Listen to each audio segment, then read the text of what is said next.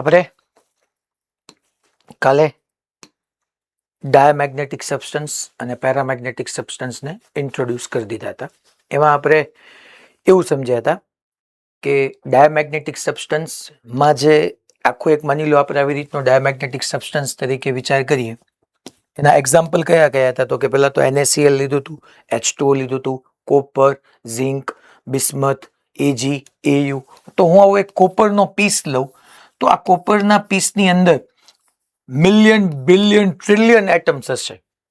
આ બધા એટમની inch એટમની magnetic dipole moment 0 હતી. કોપર લઈએ તો એની અંદર માની લો 29 ઇલેક્ટ્રોન્સ હશે, તો એ ન્યુક્લિયસની અરાઉન્ડ સિંગલ એટમમાં ન્યુક્લિયસની અરાઉન્ડ એવી રીતના રિવોલ્વ કરતા હશે અલગ અલગ પ્લેનમાં કે એની મેગ્નેટિક ડાયપોલ મોમેન્ટનો નેટ સમ 0 આવતો હતો. તો એટમની જ મેગ્નેટિક ડાયપોલ મોમેન્ટ 0 હતું. એટમની જ મેગ્નેટિક ડાયપોલ મોમેન્ટ 0 થઈ જાય તો એ સબસ્ટન્સની 0 જ રહે, અને તો એ પોતે કંઈ મેગ્નેટિક ફિલ્ડ પ્રોડ્યુસ કરતું નહોતું. પછી ડાયા પછી આપણે પેરામેગ્નેટિક લીધું હતું. ટૂંકમાં આવી રીતના મેં એની અંદર એટમ ડ્રો કર્યા હતા અને એની મેગ્નેટિક ડાયપોલ મોમેન્ટ 0 જ રહેતી હતી. એટમની 0 હતી અને એટલા માટે સબસ્ટન્સનું જોવા જાવ તો એ 0 જ આવે. દેન આપણે પેરામેગ્નેટિક સબસ્ટન્સ લીધું હતું. માની લો એલ્યુમિનિયમ લઈ લો, એમાં આપણે આયર્ન ઓક્સાઇડ લીધું હતું, ટિટેનિયમ લીધું હતું, એલ્યુમિનિયમ લીધું હતું, ઓક્સિજન O2 લીધું હતું. તો અહીંયા મેં એવું કીધું હતું કે આની પાસે આ આખો એલ્યુમિનિયમ સબસ્ટન્સ જે છે ધેટ મીન્સ પેરામેગ્નેટિક સબસ્ટન્સ, આ ઘણા બધા એટમનો બનેલો છે. બટ અહીંયા ઈચ એન્ડ એવરી એટમ પાસે મેગ્નેટિક ડાયપોલ મોમેન્ટ છે. બટ કોક એટમની આમ છે, કોકની આમ છે, કોકની આ ડાયરેક્શનમાં, કોકની આ ડાયરેક્શનમાં, કોકની આ ડાયરેક્શનમાં, કોકની આ ડાયરેક્શનમાં. એટલે અહીંયા એટમ પાસે તો ભાઈ મેગ્નેટિક ડાયપોલ મોમેન્ટ છે, તો that is does not equal to 0. But તમે આખા સબસ્ટન્સની લેવા જાઓ તો એ 0 થઈ જતી હતી, કારણ કે બધાની એવી રીતના છે કે એનું વેક્ટર એડિશન કરવા જતા હતા તો એ નેટ 0 આવી જતું હતું. હવે આજે આપણે કાલે મેં તમને એક લાઈને લખાવી હતી કે ઇલેક્ટ્રોન જે આપણે ભણ્યા હતા કે magnetic dipole moment of hydrogen like atom, એમાં આપણે એવું સમજ્યા તમે 2 લાઈન લખાવી હતી. એક આપણે એના ઓર્બિટલ મોશનને કારણે મેગ્નેટિક ડાયપોલ મોમેન્ટ ભણ્યા હતા, એક સ્પિન મોશનને કારણે. સ્પિન મોશનને કારણે આપણે એવું કીધું હતું કે આપણે નેગ્લેક્ટ કરીએ છીએ, આપણે ધ્યાનમાં નથી લેતા. ઓર્બિટલ મોશનને કારણે મેગ્નેટિક ડાયપોલ મોમેન્ટ મળે એ આપણે ભણ્યા. પછી એમાં એક લાઈન મેં લખાવી હતી કે ભાઈ એ મૂવિંગ ચાર્જ છે એ એક્સટર્નલ મેગ્નેટિક ફિલ્ડને કેવી રીતના રિએક્ટ કરે છે, કેવી રીતના રિસ્પોન્ડ કરે છે, respond two external magnetic field. એ લાઈન આજે હવે આપણે સમજવાની છે. બટ એ પહેલા આપણે એક ટોપિક લઈએ, that is Faraday's law of Faraday's phenomena. હું હેડિંગ આપી દઉં, ફેરાડેઝ ફિનોમિના. આ ખરેખર છોકરાઓ આની પછીના ચેપ્ટરમાં છે. આખું ચેપ્ટર આપણે આના ઉપર જ સમજવાનું છે, ફેરાડે ઉપર.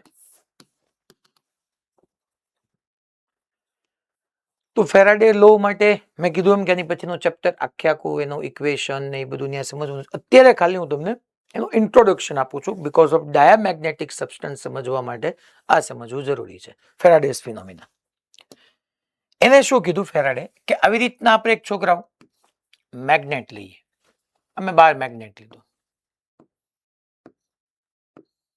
12 મેગ્નેટમાં આ નોર્થ પોલ થઈ ગયું, આ સાઉથ પોલ થઈ ગયું, અહીંયા એક કરંટ કેરિંગ કોઇલ થઈ ગઈ,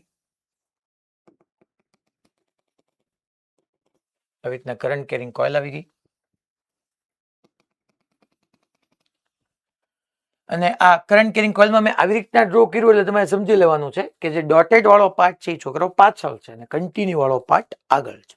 ડોટેડ વાળો પાછળ, કન્ટિન્યુ વાળો આગળ. ઓકે, આ નોર્થ પોલ સાઉથ પોલ તમને ખબર જ છે કે મેગ્નેટિક ફિલ્ડ લાઇન્સ નોર્થમાંથી આવી રીતના હોય આમ. કાલે આપણે સમજાવી હતા છોકરો કે નોર્થમાંથી ઓરિજિનેટ થાય, સાઉથમાં ટર્મિનેટ થઈને પાછી નોર્થમાં જઈને એન્ડ પામે, એ ક્લોઝ લૂપ બનાવે છે. હવે આ સિચ્યુએશનમાં અહીંયા આવી રીતની કંઈક વાત આપણે કરી શકીએ કે માની લો આ કોઇલ છે, ખરેખર તો મોબાઈલ છે, આ કોઇલ છે ને અહીંયા મેગ્નેટ છે, આમ બે પડ્યું છે. તો મેગ્નેટની magnetic field lines that means magnetic flux, કેમ ઇલેક્ટ્રિક ફ્લક્સ આવ્યું હતું, that is number of electric field lines passing through per unit cross sectional area. એવી જ રીતના મેગ્નેટિક ફિલ્ડ લાઇન્સ અને કેટલી number of magnetic field lines cross કરશે per unit cross sectional area એને મેગ્નેટિક ફ્લક્સ કહેવાય. તો અત્યારે આમ પડ્યા છે બે. હવે માની લો આ બાર મેગ્નેટને નજીક લઈ જાવ, સાંભળજો મારી વાત, તો આ કોઇલમાંથી પાસ થતું મેગ્નેટિક ફ્લક્સ ઇન્ક્રીઝ થાય. માની લો આ મેગ્નેટને જ આમ નામ રાખું ને કોઇલને નજીક લઈ જાઓ, તોય કોઇલમાંથી પાસ થતું મેગ્નેટિક ફ્લક્સ ઇન્ક્રીઝ જ થાય. માની લો બેને નજીક લાવું તો બી આમાંથી પાસ થતું મેગ્નેટિક ફ્લક્સ ઇન્ક્રીઝ જ થાય. ઇન શોર્ટ ચેન્જ થાય. હું આને મૂવ કરાવું, હું આને મૂવ કરાવું, હું બેને નજીક લઈ જાઉં, હા બેને દૂર લઈ જાઉં તો મેગ્નેટિક ફ્લક્સ ડિક્રીઝ થાય. ઇન શોર્ટ આ જે આપણી કોઇલ છે એ કોઇલમાં મેગ્નેટિક ફ્લક્સ ચેન્જ થાય છે. કાં તો ઇન્ક્રીઝ થાય યા તો ડિક્રીઝ થાય. મેગ્નેટિક ફ્લક્સ ચેન્જ થાય છે. તો ફેરાડેઝ લો એવું કીધું કે આની અંદર મેગ્નેટ કોઇલની અંદર જ્યારે બી મેગ્નેટિક ફ્લક્સ ચેન્જ છે, કારણ કે નજીક આવે એમાંની મેક્સિમમ ફિલ્ડ લાઇન્સ આમાંથી પાસ થાય. અત્યારે અમુક આમ છટકી જતી હોય આમ, પણ જેમ નજીક આવી જશે એમ એ બધી એની અંદર એન્ટર થવા માંડશે, તો મેગ્નેટિક ફ્લક્સ ચેન્જ થશે. તો કોઈ બી કોઇલ હોય ને એની ઇનસાઇડ મેગ્નેટિક ફ્લક્સના ચેન્જનો ઓપોઝ કરે. આ ફેરાડેઝ લો છે કે ભાઈ અહીંયા નજીક લાવ્યો તો લેફ્ટ ટુ રાઈટ નું, આ કોઇલ માટે જો ને લેફ્ટ ટુ રાઈટ નું મેગ્નેટિક ફ્લક્સ ઇન્ક્રીઝ થયું, તો કોઇલ શું કરશે? મેગ્નેટિક ફ્લક્સ ઇન્ક્રીઝ નહીં થવા દે, એને ડિક્રીઝ કરશે, એનો ઓપોઝ કરશે. માની લો દૂર જતું હોત ને, દૂર મેગ્નેટ દૂર જતો હોત ને, તો લેફ્ટ ટુ રાઈટ નું મેગ્નેટિક ફ્લક્સ ડિક્રીઝ થાય, તો એને ડિક્રીઝ ન થવા દે. ટૂંકમાં જે એની અંદર ફ્લક્સ નો ચેન્જ થતો હોય ને એની ઇનસાઇડ, એનો ઓપોઝ કરે, ચેન્જ નો ઓપોઝ કરે મેઇન. તો એ ઓપોઝ કેમ કરશે? હવે તો સમજવાની વાત છે. ઓપોઝ કરવા માટે આ બાર મેગ્નેટના મેગ્નેટિક ફિલ્ડની સામે એને પોતે મેગ્નેટિક ફિલ્ડ કંઈક આપવું જ પડશે, તો જ ઓપોઝ થશે. નોર્થ ની સામે નોર્થ પોલ બનીને જ ઓપોઝ થાય ને, નોર્થ ની સામે સાઉથ પોલ બનીને તો સપોર્ટ થાય. સર ઓપોઝ હું કામ કરશે, એવું બધું કેમ થાય, આપણે ચેપ્ટર 6 માં આવવાનું છે. પણ અહીંયા હું તમને એમ ન કહી શકું છોકરો કે ભાઈ આ જે છે આને હું આમ નજીક લઈ જાઉં, માની લો v વેલોસિટી થી હું કરાવડાવું, આને કોઇલની નજીક આમ લઈ જાવ લઈ જાવ લઈ જાવ લઈ જાવ લઈ જાવ, તો લેફ્ટ ટુ રાઈટ નું મેગ્નેટિક ફ્લક્સ ઇન્ક્રીઝ થતું જાય થતું જાય થતું જાય થતું જાય થતું જાય. આ એનો ઓપોઝ કરવા માટે પોતે એક મેગ્નેટિક ફિલ્ડ ક્રિએટ કરે કે જે લેફ્ટ ટુ રાઈટ નું મેગ્નેટિક ફ્લક્સ નો ઓપોઝ થતો, એટલે એનો મેગ્નેટિક ફિલ્ડ આમ આવવું જોઈએ, એનો પોતાનો આમ, આનો આમ, આનું આમ, આમ આવવું જોઈએ. કારણ કે તો જો ને ઓલા બાર મેગ્નેટના લેફ્ટ ટુ રાઈટ ના મેગ્નેટિક ફ્લક્સ નો ઓપોઝ થયો right to left magnetic field produce કરીને. એટલે સર આ કોઇલ મેગ્નેટિક ફિલ્ડ આ ગ્રીન કલર થી ડ્રો કર્યું એ કોઇલનું મેગ્નેટિક ફિલ્ડ છે? યસ. તો સર કોઇલમાં મેગ્નેટિક ફિલ્ડ કેમ આવે? અરે કોઇલમાં કરંટ ઇન્ડ્યુસ થાય. એ કરંટ કેવી રીતના ઇન્ડ્યુસ થાય ખબર છે? કે બહારના પાર્ટમાંથી ઉપર જાય અને પાછળ ડોટેડ વાળા પાર્ટમાંથી કરંટ નીચે જાય. આવી રીતના કરંટ આવે, that is your induce current. That is your induce current, પ્રેરિત પ્રવાહ. એ સર આમાં પ્રવાહ કઈ રીતના આવી ગયો? ઇલેક્ટ્રોન મૂવ થવા માંડ્યા છે. આ થવા માંડ્યા છે. એ કેમ થયા છે? ચેપ્ટર 6. અત્યારે ખાલી એટલું સમજી લઈએ કે આ કરંટ આવ્યો, ઇન્ડ્યુસ કરંટ આવ્યો, કરંટ કેરિંગ કોઇલ. મેં તમને સમજાવી હતી કે આવી રીતના કોઈ કરંટ કેરિંગ કોઇલ હોય એમાં ક્લોકવાઇઝ કરંટ જતો હોય તો એ સાઉથ પોલ બને. ગુજરાતી મીડિયમમાં કીધું હતું સમ ઘડી તો સાઉથ ઈઝી પડે. અને માની લો કોઈ કોઇલની અંદર આમ એન્ટી ક્લોકવાઇઝ કરંટ જતો હોય, અહીંથી નીચે આવતો હોય, અહીંથી ઉપર જતો હોય, તો એ નોર્થ પોલ બને. એક સાઉથ બને, એક નોર્થ બને.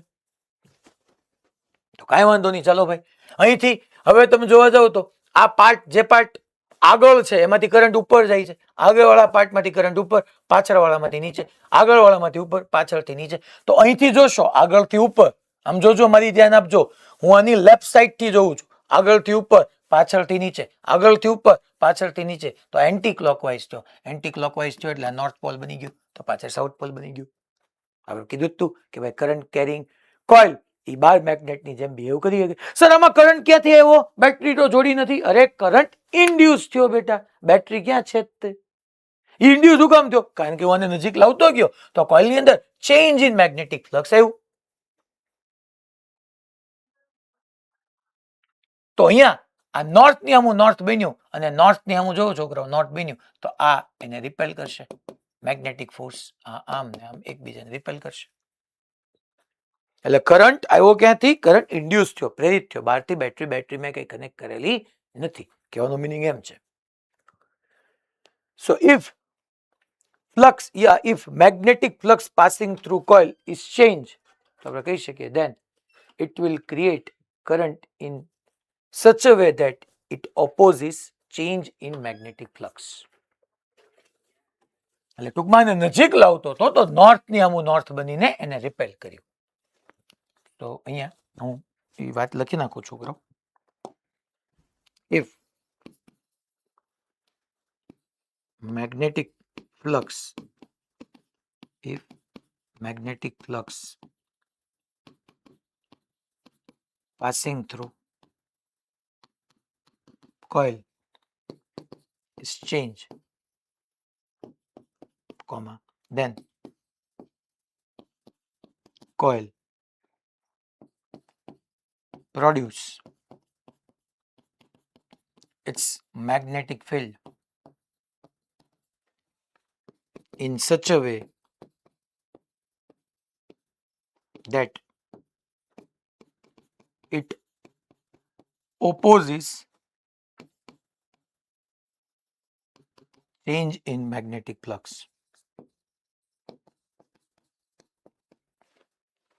આ છોકરાઓ ફેરાડેઝ લો છે, ફેરાડેઝ ફિનોમિના છે. તો સર આ એફએમ એકબીજાને જોરશોરથી રિપેલ કરવા માંડશે ને, આ વીક ફિનોમિના છે. આ ફિનોમિના જે છે એ કમ્પેરેટિવલી વીક ફિનોમિના છે.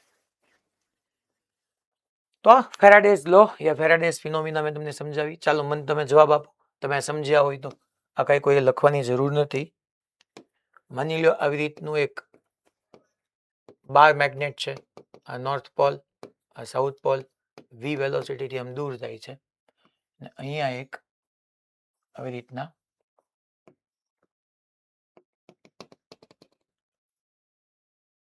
કરંટ કેરિંગ કોઇલ છે. કરંટ કેરિંગ નહીં, ખાલી કોઇલ છે. That's my mistake. Current carrying coil નથી, ખાલી કોઇલ જ પડી છે. તો આની નોર્થ પોલમાંથી મેગ્નેટિક ફિલ્ડ લાઈન સમજતી હોય. ચાલો, તો આમાં કરંટ કેવી રીતના આવશે? આગળના પાર્ટમાંથી કેમ હશે, પાછળના પાર્ટમાંથી કેમ હશે, શું કરશે? ચાલો, તો એઝ પર ફેરાડેઝ લો શું થશે અહીંયા કે આ દૂર જાય છે તો આ કોઇલ શું કરશે? મેગ્નેટિક ફ્લક્સ માની લો દૂર જતું હોય તો મેગ્નેટિક ફ્લક્સ શું થાય જો, એનો ઓપોઝ કેમ થાય જો, અને મને જવાબ આપો. ચાલો,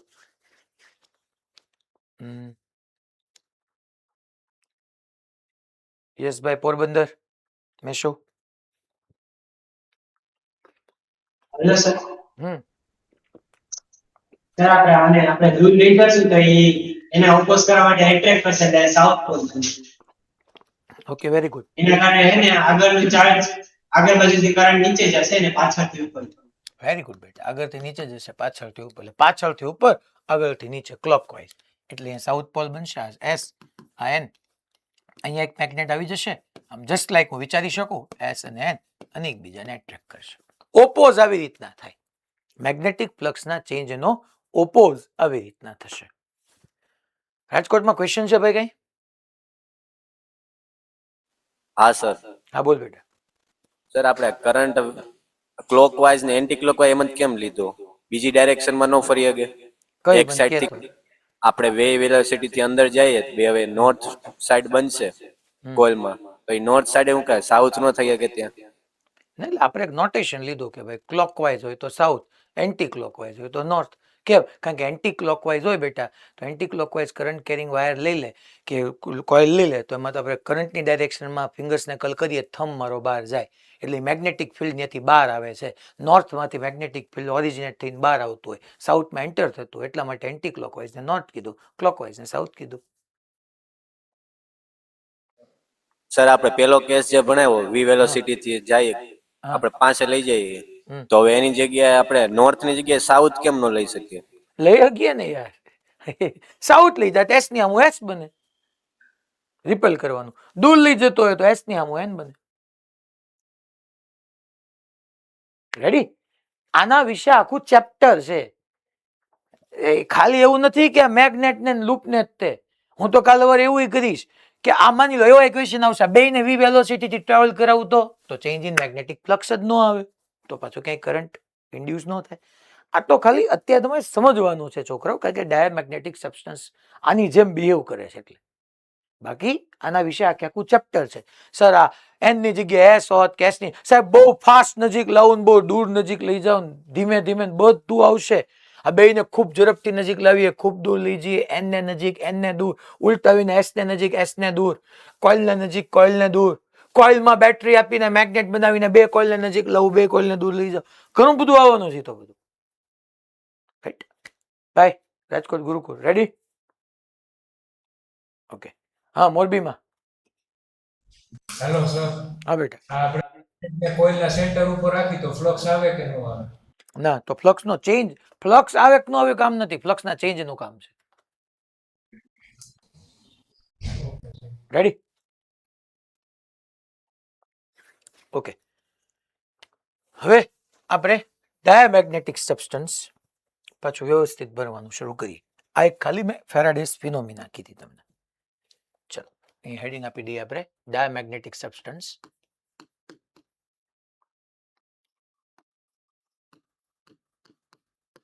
ડાયામેગ્નેટિક સબસ્ટન્સ.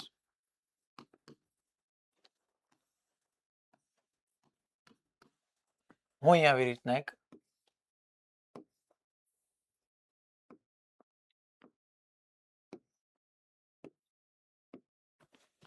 ડાયામેગ્નેટિક સબસ્ટન્સ માં લીધો. લેટ્સ એઝ્યુમ એક કોપરનો પીસ છે. છોકરા ડાયામેગ્નેટિક તરીકે આપણે કોપર લઈએ છીએ.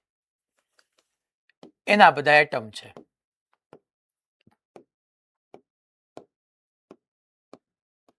અને તમને ખબર જ છે કે એટમની જ મેગ્નેટિક ડાયપોલ મોમેન્ટ 0 છે, તો સબસ્ટન્સની 0 થશે અને એનો મેગ્નેટિક ફિલ્ડ બી 0 થશે.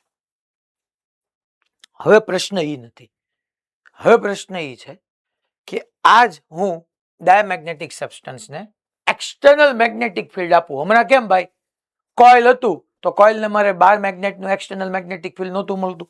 પાછળના કેસમાં જો આ જે કરંટ ઇન્ડ્યુસ થયો, બાકી તો કોઇલ જ હતી, કોઇલ માટે બાર મેગ્નેટનું magnetic field external magnetic field તરીકે બિહેવ કરે. એટલે હું ડાયામેગ્નેટિક સબસ્ટન્સમાં ઓલી લાઈનમાં આવું છું કે ભાઈ આપણે મેં નહોતું લખાયું કે એક્સટર્નલ મેગ્નેટિક ફિલ્ડ આપીએ તો રિસ્પોન્ડ કેવી રીતના કરે, એ આપણે સમજવાનું છે. તો હું અહીંયા અહીંયા નીચે જ લઈ લઉં. માની લો આવી રીતના એક ડાયામેગ્નેટિક સબસ્ટન્સ છે. આ ડાયામેગ્નેટિક સબસ્ટન્સ છે. અહીંયા આપણે નોર્થ પોલ અને સાઉથ પોલ રાખી દઈએ. નોર્થ અને સાઉથ. નોર્થ માંથી મેગ્નેટિક ફિલ્ડ લાઇન્સ આવી રીતના આમ એન્ટર થાય છે.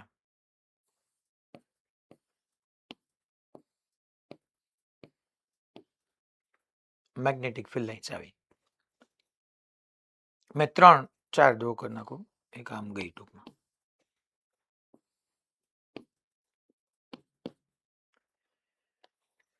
આ બાર મેગ્નેટની મેગ્નેટિક ફિલ્ડ લાઇન્સ તમારા ડાયામેગ્નેટિક સબસ્ટન્સ કોપર જે છે એમાંથી પાસ થઈ.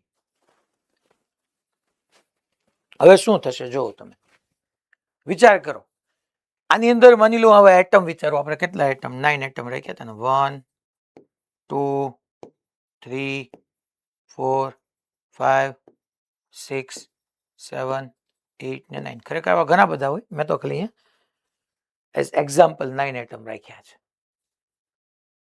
તો આ રીતે છોકરાઓ ડાયામેગ્નેટિક સબસ્ટન્સ ફેરાડેસ ફિનોમિનાની જેમ જ કામ કરે.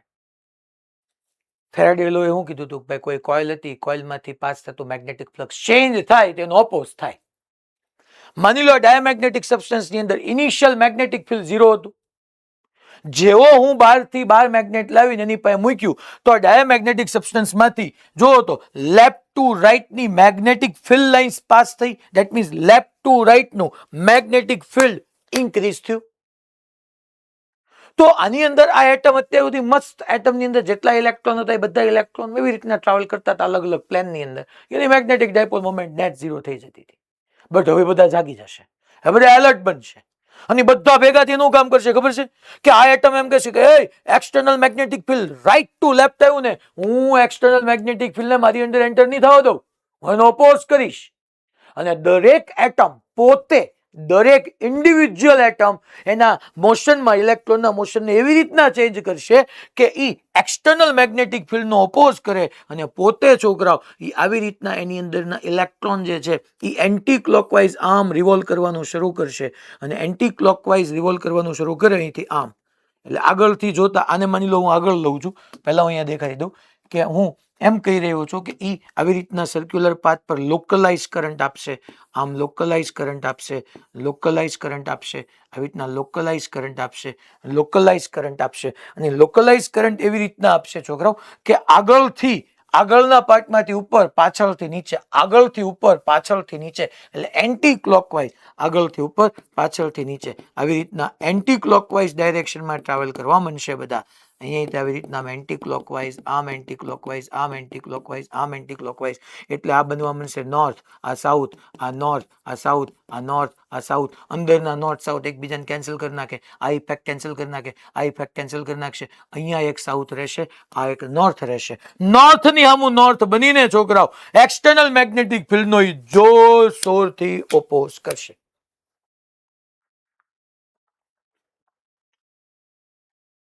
એ શું કરશે? જોરશોરથી ઓપોઝ કરશે. એટલે હું તમને અહીંયા આમ કહી રહ્યો હતો કે આવી રીતનો તમારી પાસે એક ડાયામેગ્નેટિક સબસ્ટન્સ હતો અને અહીંયા આપણી પાસે આ નોર્થ પોલ, આ સાઉથ પોલ અને એની મેગ્નેટિક ફિલ્ડ લાઇન્સ આમ પાસ થતી હતી, આમ પાસ થતી હતી, આમ પાસ થતી હતી, આમ પાસ થતી હતી, આમ પાસ થતી. તમે જો જેટલી એન્ટર થઈ 1 2 3 4 5 એટલી જ બહાર આવી. 1 2 3 4 5. બટ આમાં થયું શું ટૂંકમાં, અને હું પછી જવા દઈશ અને હું આની તમને આખી ફિનોમિનાને ફરીથી સમજાવું છું. આ એક હતો, આ એટમ આવી રીતના હું થોડાક વ્યવસ્થિત છૂટા છૂટા બધા એટમ દેખાડું તમને. તો આને ઈચ એન્ડ એવરી એટમ ને હવે ઈચ એન્ડ એવરી એટમ પોતાની મોશનની અંદર ઇલેક્ટ્રોનના મોશનમાં એવી રીતના ચેન્જ કરશે કે ઈચ એન્ડ એવરી એટમ પોતે મેગ્નેટિક ડાયપોલ મોમેન્ટ આપશે. હવે આ કેસની અંદર એની દરેક એટમની મેગ્નેટિક ડાયપોલ મોમેન્ટ ઝીરો ની રહે, એ પોતે કઈક મેગ્નેટિક ડાયપોલ મોમેન્ટ આવશે અને એવી રીતના મોશન કરશે, જસ્ટ લાઈક ધેટ. આવી રીતના એવી રીતના મોશન કરશે, આ બધા એવી રીતના મોશન કરશે, એવી રીતના મોશન કરશે અને ઈ મોશનને લીધે હું એવું કહી શકું છોકરાઓ કે અહીંથી બહારથી તમે જોવા જાવ તો આમ અને અહીંથી આમ, અહીંથી આ બહારથી આમ, આ આમ, આ આમ, આ એવી રીતના મોશનમાં આવશે કે ભાઈ આગળના પાર્ટમાંથી ઉપર, પાછળના પાર્ટમાંથી નીચે. તો અહીંથી જોતા આ નોર્થ બનશે, આ નોર્થ, આ સાઉથ, આ નોર્થ, આ સાઉથ, આ નોર્થ, આ સાઉથ. અંદર અંદર સાહેબ આટલું બધું દૂર થોડું હોય, અરે કેટલા બધા એટમ હોય. આ એકબીજાને કેન્સલ કરી નાખશે, આ એકબીજાને કેન્સલ કરી નાખશે, એટલે આ સાઈડ આખો નોર્થ બની જશે, આ આખું સાઉથ બની જશે. નોર્થ ને રિપેલ કરે, એટલે સાહેબ રિપેલ કરે એટલે તમે સાહેબ એક્ઝામ્પલ કીધો તો કે ભાઈ ડાયામેગ્નેટિક સબસ્ટન્સ તરીકે તમે એયુ એટલે ગોલ્ડ લઈ લઈએ. તો આજે ઘરે જઈને બધા એક્સપેરિમેન્ટ કરજો, રાઈટ? તો તમને ખબર પડશે. હું તમને મેગ્નેટ આપીશ, તમે ગોલ્ડ તમારા ઘરે જે એયુ હોય એ ગોલ્ડ લેવાનું, એની નજીક મેગ્નેટને લઈ જવાનું. તમે જોજો કે મેગ્નેટિક ફોર્સ, રિપલ્સિવ મેગ્નેટિક ફોર્સ તમને એવું અનુભવ હશે નહીં, એવું ફીલ નહીં થાય. હા, એ રિપેલ ડેફિનેટલી કરતો હશે બટ તમને ફીલ નહીં થાય. Why? Because of this is a weak phenomena. મેં પહેલા આગળ કીધું જ તે કે આ ફિનોમિના કેવી સ્ટ્રોંગ નથી, એકબીજાને રિપેલ ડેફિનેટલી કરે. અને આ નોર્થ બની ગયો, આ સાઉથ બની ગયો. કાલે યાદ કરો મેં કીધું હતું આ પોતે આખો તમારો જે ડાયામેગ્નેટિક સબસ્ટન્સ હતો, આ જે તમારો ડાયામેગ્નેટિક સબસ્ટન્સ હતો એ પોતે છોકરાઓ બાર મેગ્નેટની જેમ બિહેવ કરવા માંડ્યો ને, કારણ કે એનો એક પોલ નોર્થ બની ગયો, એક સાઉથ પોલ બની ગયો, એ પોતે મેગ્નેટની જેમ બિહેવ કરવા માંડ્યો. અને આપણે ભણી ગયા હતા કે મેગ્નેટની બહાર મેગ્નેટિક ફિલ્ડની ડાયરેક્શન નોર્થ થી સાઉથ હોય પણ અંદરની બાજુ સાઉથ થી નોર્થ હોય. તો છોકરાઓ આની અંદર અહીંયા એક મેગ્નેટિક ફિલ્ડ આવી ગયું ને, સાઉથ થી નોર્થ. આ મેગ્નેટિક ફિલ્ડ ને હું ઇન્ડ્યુસ્ડ મેગ્નેટિક ફિલ્ડ કહીશ. આ ડાયરેક્શનમાં ઇન્ડ્યુસ મેગ્નેટિક ફિલ્ડ આવી ગયું હોય અને ઇન્ડ્યુસ મેગ્નેટિક ફિલ્ડ આવી જવાથી અંદર નેટ મેગ્નેટિક ફિલ્ડ ઘટી જાય એટલે હું એમ કહી શકું કે અહીંયા આ હવે લાઈન મારે દેખાય નહીં, આ ઓછી થઈ ગઈ, એક અહીંયાથી આ એક ઓછી થઈ ગઈ, આમ ઓછી થઈ ગઈ, આ ઓછી થઈ ગઈ, આ ઓછી થઈ ગઈ. વાય? બીકોઝ ઓફ કે અહીંયા ઇન્ડ્યુસ મેગ્નેટિક ફિલ્ડ આવી ગયું. સાહેબ અમે કેમ દેખાડીએ? તમે તો કરી નાખી. તમે શું કરી નાખો? બહારથી હજી વધારી દો, અહીંથી હજી એક ઓર પાસ કરાવી દો, નીચેથી ઓર પાસ કરાવી દો, એટલે અંદર ટૂંકમાં તમે અહીંયા બાર 1 2 3 4 5 મેગ્નેટિક ફિલ્ડ લાઇન્સ છે, અંદર 1 2 3 જ રહી, કારણ કે એક ઇન્ડ્યુસ મેગ્નેટિક ફિલ્ડ આવી ગયું. જોવો તમે. અચ્છા સર, આ બધાની મેગ્નેટિક ડાયપોલ મોમેન્ટ કઈ ડાયરેક્શનમાં હશે? તો તમે બની ગયા હતા ને NIA. અહીંયા તો NIA જ આવશે ને, કારણ કે આમાં તો ઇલેક્ટ્રોનના રિવોલ્યુશન ને કારણે, રિવોલ્વ કરવાને કારણે છોકરાઓ મેગ્નેટિક ડાયપોલ મોમેન્ટ આવી.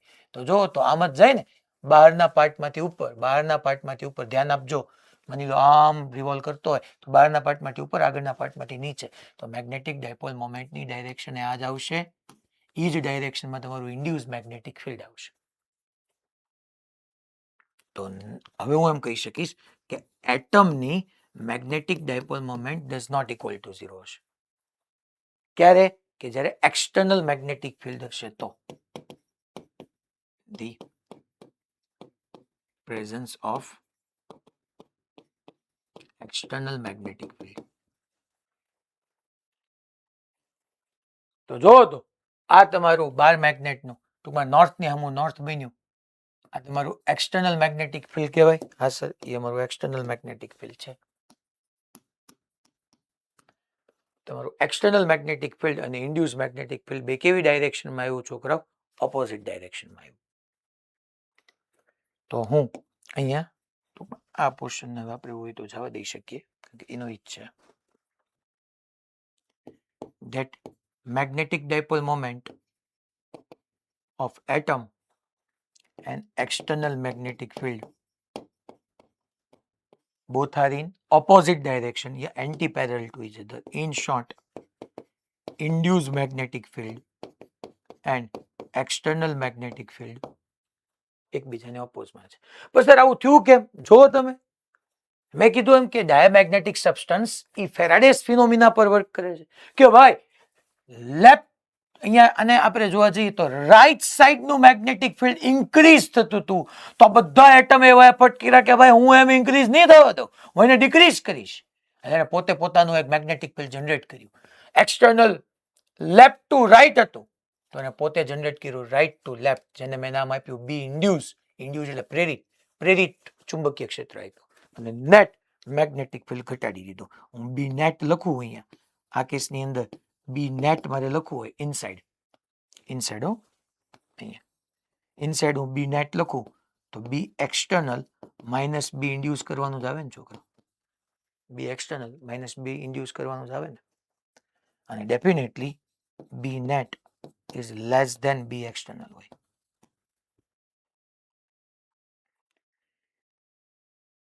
એટલે ટૂંકમાં ડાયામેગ્નેટિક સબસ્ટન્સને બહારથી તમે મેગ્નેટિક ફિલ્ડ આપો છો ને, તો એ મેગ્નેટિક ફિલ્ડને એટલું પાસ નહીં થવા દે, એનો ઓપોઝ કરે છે. આનો મિનિંગ એમ થઈ ગયો.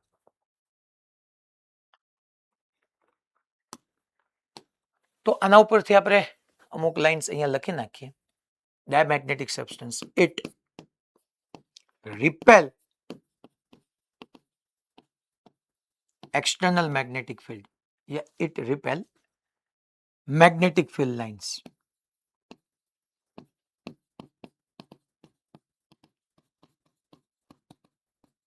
ઈ કઈ રીતે? જો બહાર તમે જો બહાર મેગ્નેટિક ફિલ્ડ લાઇન્સ 5 છે, અંદર 3 જ રહી, તો મીનિંગ શું થઈ ગયો કે 2 ને રિપેલ કરી નાખી.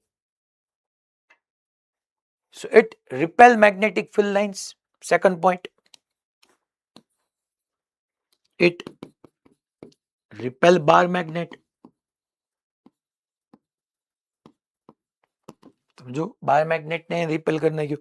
બીકોઝ ઓફ નોર્થ ની સામું શું બન્યું ભાઈ? તો કે નોર્થ બન્યું, અને નોર્થ ને શું કરે ભાઈ? તો કે રિપેલ કરે. એટલે આપણે એ પણ કહી દઈએ કે રિપેલ. પછી બીજું લખવું હોય તો શું લખી શકીએ? Repel magnetic field lines, repel bar magnet. પછી this repulsive force is not large because Faraday's effect is weak phenomena. This repulsive force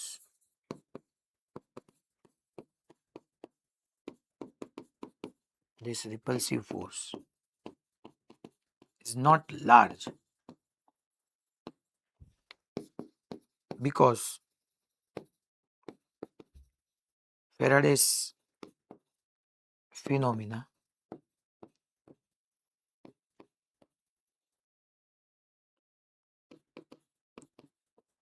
is the weak phenomena.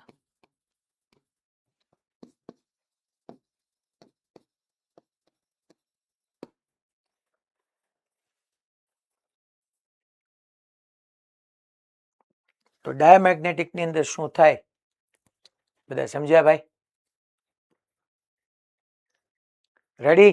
External magnetic field આપવું તો મેગ્નેટિક ફિલ્ડ લાઇન્સ ને it repel magnetic field lines, it repel bar magnet. This repulsive force is not large because Faraday's phenomena is weak phenomena. તો હવે અહીંયા આપણે જે સમજ્યા એનું કન્ક્લુઝન લખી નાખું એટલે પૂરું થાય. આ બધું ક્યારે? હા ભાઈ. સર આમાં બી ઇન્ડ્યુસ્ડ હોય એ બી એક્સટર્નલ ના રિસ્પેક્ટમાં કેવડી વેલ્યુ ધરાવે? હાવ નાની હોય કે થોડી ઘણી વેલ્યુ ઓછી કરી શકે એટલી હોય? વેરી સ્મોલ હોય. એ આપણે પ્રોબ્લેમ સોલ્વ કરવાના સ્ટાર્ટ કરશું ને એટલે ત્યાં હું તને ક્લિયર કરીશ બેટા. Okay sir. ટૂંકમાં મેં કીધું કે વીક ફિનોમિના જ છે પણ ટૂંકમાં કાંઈક ઘટાડી દે. બીજું તું એટલું સમજી લે મેં એમ નથી લખ્યું B net is very very less than B external. ટૂંકમાં વેરી સ્મોલ હોય એમ. બી એક્સટર્નલ જેટલું જ નાનો એવો ચેન્જ આવે. કેટલો આવશે ને હમણાં આપણે અમુક એક્ઝામ્પલ આજે છે ને સોલ્વ કરતા જશો એટલે આઈડિયા આવતો જશો ને. દેન આપણે આને આ વાતને કન્ક્લુઝન કરીએ કે ભાઈ if we placed bar magnet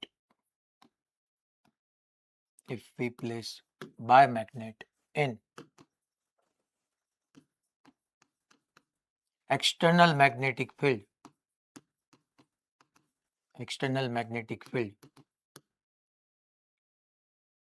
if we place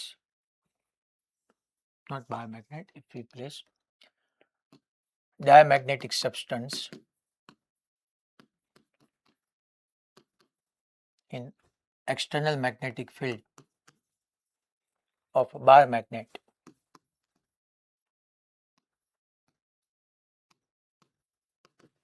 પહેલી વાત, if we place diamagnetic substance in external magnetic field of bar magnet या in external magnetic field એટલું જ લખો ને છોકરા, ખોટું વધારે લખો. in external magnetic field તો પહેલા first point, each atom of substance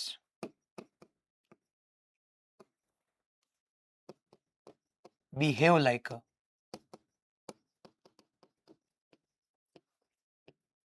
magnetic dipole moment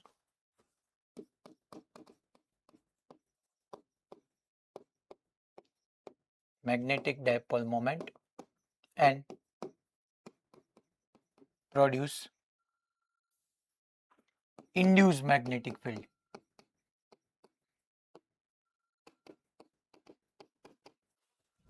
Second, localized current will start to flow.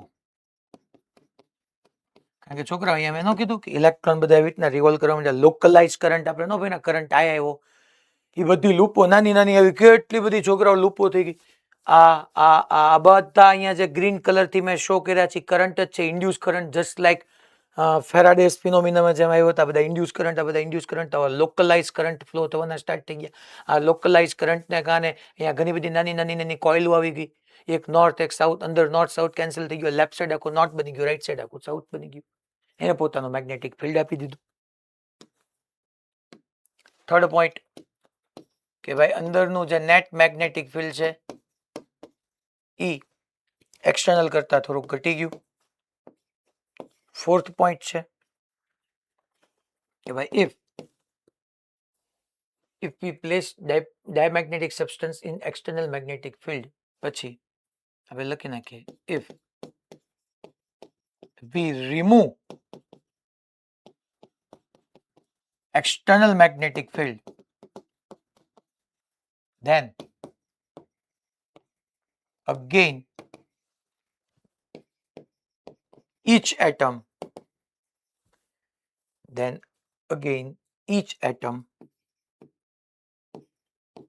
achieve its original state. Where magnetic dipole moment is 0. જેવું તમે એક્સટર્નલ મેગ્નેટિક ફિલ્ડ દૂર કરી નાખો, માની લો આપ્યું તો એક્સટર્નલ મેગ્નેટિક ફિલ્ડ દૂર કરી નાખો, પાછું બધી એટમ છે એની મેગ્નેટિક ડાયપોલ મોમેન્ટ એવી રીતના લઈ લે કે ભાઈ દરેક ઇન્ડિવિજ્યુઅલ એટમની મેગ્નેટિક ડાયપોલ મોમેન્ટ 0 થઈ જાય. So if we remove external magnetic field, then again each atom achieve its original state. Original state માં શું હતું કે જ્યાં where m એટમની મેગ્નેટિક ડાયપોલ મોમેન્ટ 0 હતી.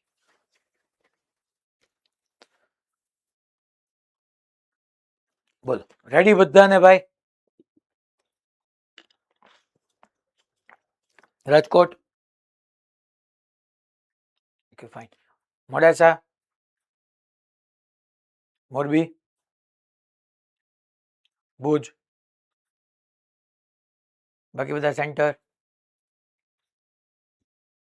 Okay.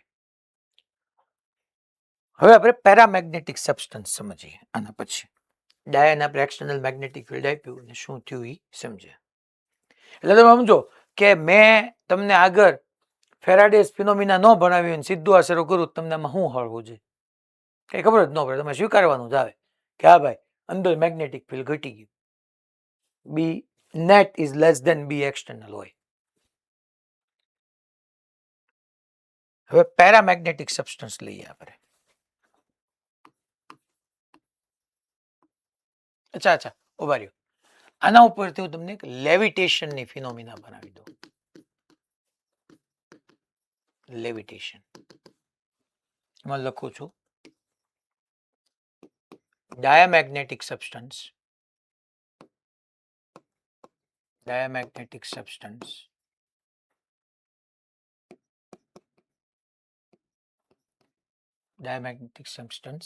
can suspended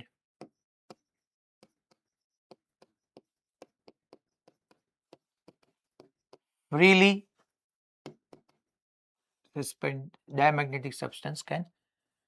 diamagnetic substance can suspended freely in air.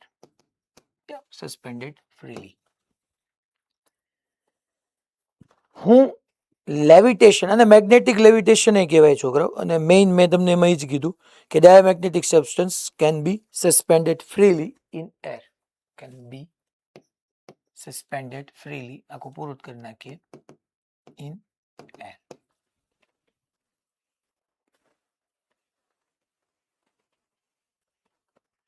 કઈ રીતે sir? જો તમને સમજાવો આખી ફિનોમિના. આવી રીતના એક 20 વોલ્ટની બેટરી રાખું છું. પહેલા હું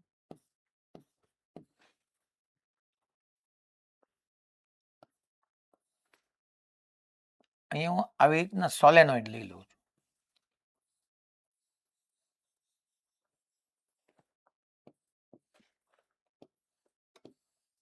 સોલેનોઇડ છે આમ.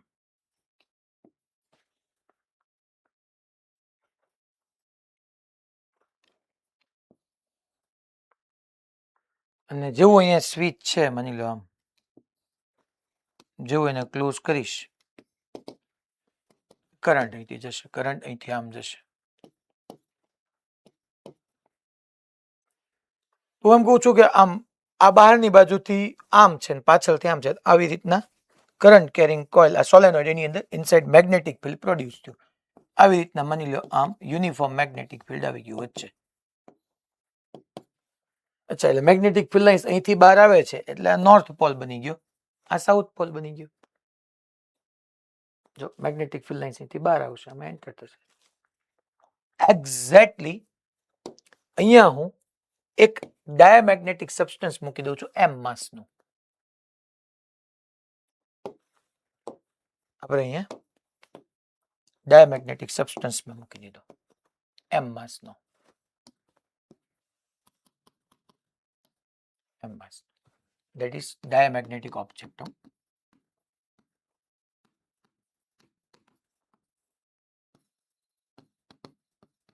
જેનો માસ હું m કીધું છું. એનો વેઇટ mg નીચે તરફ હશે.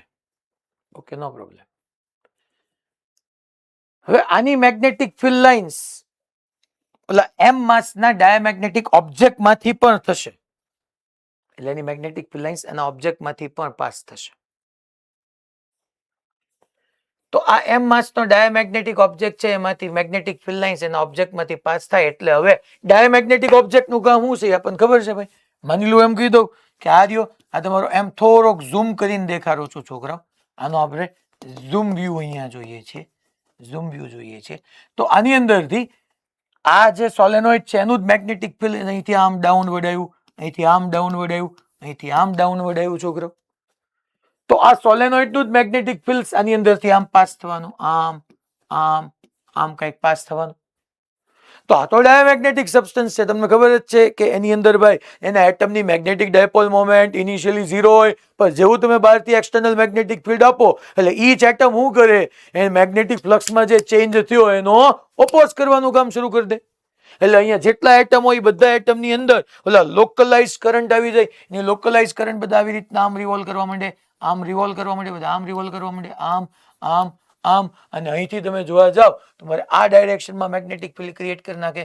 તમામ અહીંથી આમ, અહીંથી આમ, અહીંથી આમ, આમ આમ. અને છોકરાઓ આ ડાયરેક્શનમાં એ પોતે આ જે છે તમારું આ that is your external magnetic field, એની ઓપોઝિટ ડાયરેક્શનમાં એ છોકરાઓ આ ડાયરેક્શનમાં ઇન્ડ્યુસ મેગ્નેટિક ફિલ્ડ આપી દે, બી ઇન્ડ્યુસ. તમે જોવા જાવ આમ લેવા જાવ એટલે આ નોર્થ પોલ બની ગયો, આ સાઉથ. ઉપરથી જો અહીંયા ઉપરથી જો એન્ટી ક્લોકવાઇઝ, એન્ટી ક્લોકવાઇઝ એટલે નોર્થ અને સાઉથ. ધેટ મીન્સ કે અહીંયા છોકરાઓ આ તમારો ઓલરેડી સાઉથ હતો જ તે સોલેનોઇડ નો સાઉથ હતો. આ રહ્યો નોર્થ સાઉથ હતા. સાઉથ ની સામે તમે જો ને નીચે આવ્યો, નીચે આવ્યો, નીચે આવ્યો તો નીચે શું બની ગયો, અહીંયા શું બન્યો સાઉથ. તો ઉપર શું બની ગયો નોર્થ. આ સાઉથ સાઉથ ને શું કરે છોકરાઓ રિપેલ. આ સાઉથ સાઉથ બે પોલ એકબીજાને રિપેલ કરે. That is magnetic force Fm. That is magnetic force Fm. And if your magnetic force Fm is greater than mg થઈ જાય. આ સાંભળજો મારી વાત. આ m માસના ડાયામેગ્નેટિક ઓબ્જેક્ટ નું વેઇટ mg ડાઉનવર્ડ છે. એને આ સાઉથ સાઉથ પોલે બે એકબીજાને રિપેલ કર્યું અને જો મેગ્નેટિક ફોર્સ mg કરતા વધી જાય, પાછું કહો કે એ તો તમે કીધું હતું ને વીક ફિનોમિના છે. તમે એક કામ કરો યાર, અહીંથી લાર્જ અમાઉન્ટમાં કરંટ પાસ કરો, પાવરફુલ બેટરી લ્યો, કન્ડક્ટિંગ સુપર કન્ડક્ટિંગ વાયર લ્યો, ટૂંકમાં રેઝિસ્ટન્સ ઓછામાં ઓછો એવો એફર્ટ આપો. ટૂંકમાં અહીંયા સ્ટ્રોંગ મેગ્નેટિક ફિલ્ડ ક્રિએટ કરો, B is equal to mu 0 small ni માં. સારામાં સારો કરંટ પાસ કરો, એનું strong magnetic field, strong magnetic ફિલ્ડને કારણે સાઉથ સાઉથને રિપલ કરશે, સ્ટ્રોંગ ફોર્સથી રિપલ કરશે.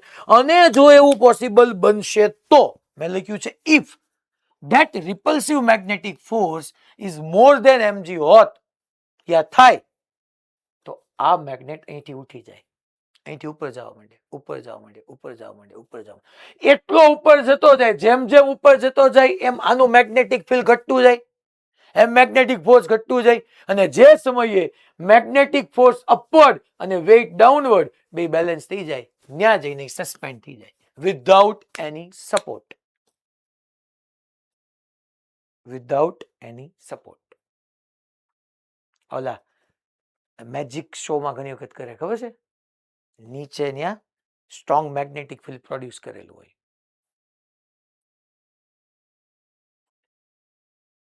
તેમને આમ દેખાડે, આમ કરે.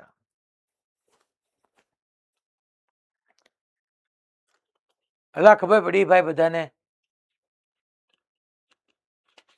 ફ્રીલી સસ્પેન્ડ નો કોઈ પણ આધાર વગર હું એને લટકાવી શકું.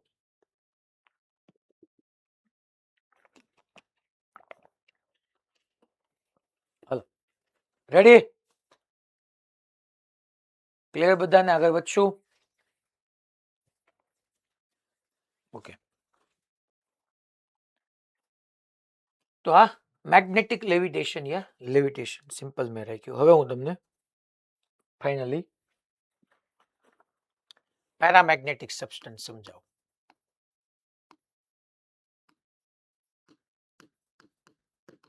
પેરામેગ્નેટિક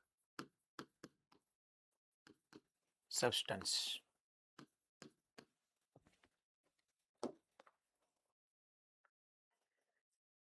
તો કે ભાઈ પેરામેગ્નેટિક સબસ્ટન્સની અંદર પહેલા આપણે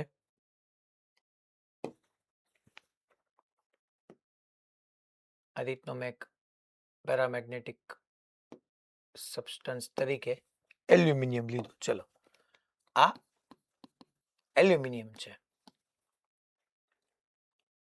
એલ્યુમિનિયમનો પીસ છે, અને આની અંદર તમને ખબર છે પેરામેગ્નેટિક સબસ્ટન્સ હોત તો છોકરાઓ કે એની એટમની મેગ્નેટિક ડાયપોલ મોમેન્ટ તો હોય જ.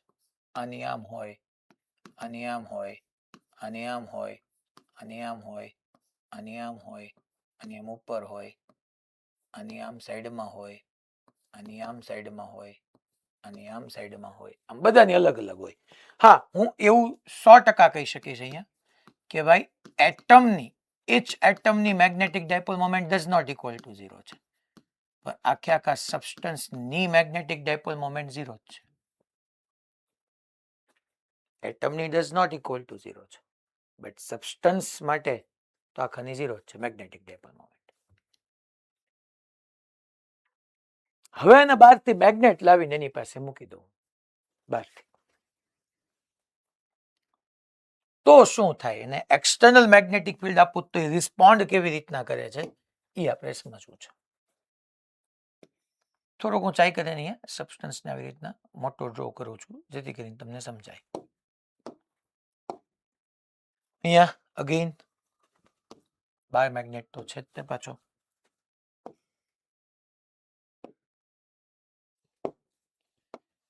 આ બાયોમેગ્નેટમાં આ નોર્થ પોલ, આ સાઉથ પોલ, આ મેગ્નેટિક ફિલ્ડ લાઇન્સ તમારી.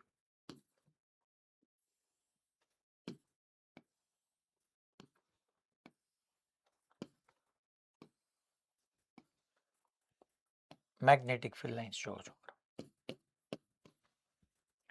હવે અંદર શું છે તો કે અંદર ભાઈ ડાયપોલ છે. તમે એક વસ્તુનો વિચાર કરો કે આ તમારા સબસ્ટન્સની અંદર આ ડાયરેક્શનમાં એક્સટર્નલ મેગ્નેટિક ફિલ્ડ ગયું. અચ્છા, અહીંયા ઈચ એન્ડ એવરી એટમ એવા હતા કે દરેક એટમ પાસે ઇન્ડિવિડ્યુઅલ મેગ્નેટિક ડાયપોલ મોમેન્ટ હતી. હા, એનો વેક્ટર સમ કરતા હતા તો સબસ્ટન્સની 0 થઈ જતી હતી.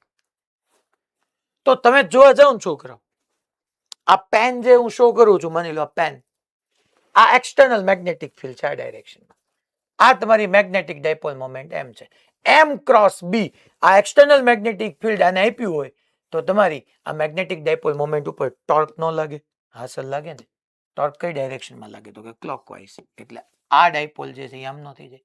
આના ઉપર જોવા જાવ, આ તમારું એક્સટર્નલ મેગ્નેટિક ફિલ્ડ આમ હશે, આ ડાયપોલ મોમેન્ટ આમ છે, એમ ક્રોસ બી કરો તો એ ડાયપોલે આમ ગોઠવવા ટ્રાય કરે. માની લો આનો વિચાર કરો, હા તમારું એક્સટર્નલ મેગ્નેટિક ફિલ્ડ આમ, ડાયપોલ આમ, એમ ક્રોસ બી. હવે ક્લોકવાઇઝ કેટલા અંશે ગોઠવાય છે એક્ઝેક્ટલી તમારા એક્સટર્નલ મેગ્નેટિક ફિલ્ડને પેરેલલ જ ગોઠવાય છે કે નહીં, ઘણા બધા ફેક્ટર પર ડિપેન્ડ કરે. પણ ટોર્ક એવી રીતના લાગે કે બધી ડાયપોલ મોમેન્ટ ઓલમોસ્ટ તમારા એક્સટર્નલ મેગ્નેટિક ફિલ્ડને અલોંગ અલાઇન થતી જાય. આમાંય જો એમ નીચે, બી રાઇટવર્ડ તો એમ ક્રોસ બી, તો આના ઉપર આ આમ ગોઠવાશે, આમ ઓલમોસ્ટ ગોઠવવા ટ્રાય કરશે, આ બી ગોઠવવા ટ્રાય કરશે, આમાં એમ ક્રોસ બી કરો તો એ આમ ગોઠવવા ટ્રાય કરશે, આ બી આમ ગોઠવવા ટ્રાય કરશે, આ બી આમ ગોઠવવા ટ્રાય કરશે. ધેટ મીન્સ કે છોકરાઓ અહીંયા હું તમને પાછો યાદ અપાવી દઉં કે જ્યાં એરો કરીએ છીએ ત્યાં નોર્થ છે તો આમ લખતો જાઓ. આ તમારી મેગ્નેટિક ડાયપોલ મોમેન્ટ થઈ ગઈ S N I S N I S N S N S N S N S N S N આ એસ એન. અંદરો અંદર એનએસ એકબીજાની ઇફેક્ટને નલિફાઈ કરી નાખશે. આ બધા એકબીજાની ઇફેક્ટને નલિફાઈ કરી નાખે છે. તો આ આખે આખો તમારો સાઉથ પોલ બની ગયો, આખે આખો તમારો નોર્થ પોલ બની ગયો. અને તમારી પાસે તમને હમણાં મેં ભણાવ્યું હતું છોકરાઓ કે ભાઈ જો મેગ્નેટમાં એની ઇનસાઇડ મેગ્નેટિક ફિલ્ડની ડાયરેક્શન સાઉથ થી નોર્થ હશે તો આ ડાયરેક્શનમાં તમારી પાસે ઇન્ડ્યુસ્ડ મેગ્નેટિક ફિલ્ડ આવી ગયું ને છોકરાઓ, that is B induce, that is again B induce. Already તમારું એક્સટર્નલ મેગ્નેટિક ફિલ્ડ તો બહાર હતું જ તે. એક્સટર્નલ મેગ્નેટિક ફિલ્ડ અહીંયા છે, એક્સટર્નલ મેગ્નેટિક ફિલ્ડ અહીંયા છે. અંદર જે ઇન્ડ્યુસ મેગ્નેટિક ફિલ્ડ આવ્યું એની ડાયરેક્શન તમારા એક્સટર્નલ મેગ્નેટિક ફિલ્ડની ડાયરેક્શનમાં જ આવી ગયું. સર સર સર સર અહીંયા એવું કેમ ન થયું?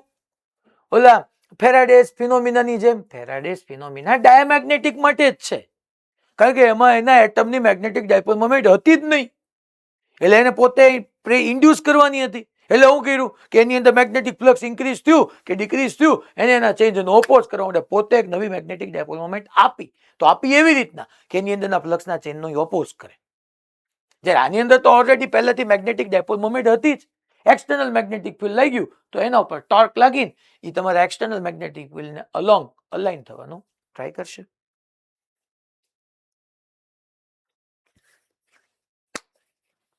લા ખબર પડી ભાઈ? પક્કો? તો અહીંયા હું ન કહી શકું કે તમારું જો તો ભાઈ આ મેગ્નેટિક ડાયપોલ મોમેન્ટની ડાયરેક્શન કઈ આ રહી સર, હું તમે આ રહી, સાચી વાત છે, that is magnetic dipole moment, that is magnetic dipole moment. તો તમારે આપણે ન કહી શકીએ કે ભાઈ પહેલા તો મેગ્નેટિક ડાયપોલ મોમેન્ટ હવે અહીંયા એમ કહી શકીશ કે ભાઈ નેટ મેગ્નેટિક ડાયપોલ મોમેન્ટ હવે અહીંયા 0 રહેશે નહીં. એ તો વાત શ્યોર છે, પહેલા 0 હતી, એ સબસ્ટન્સ ની લખી નાખો, નેટ ની જગ્યાએ કદાચ 0 નહીં રહે. અહીંયા તમારી આ magnetic dipole moment and external magnetic field બંને એકબીજાને પેરેલલ હશે. બી એક્સટર્નલ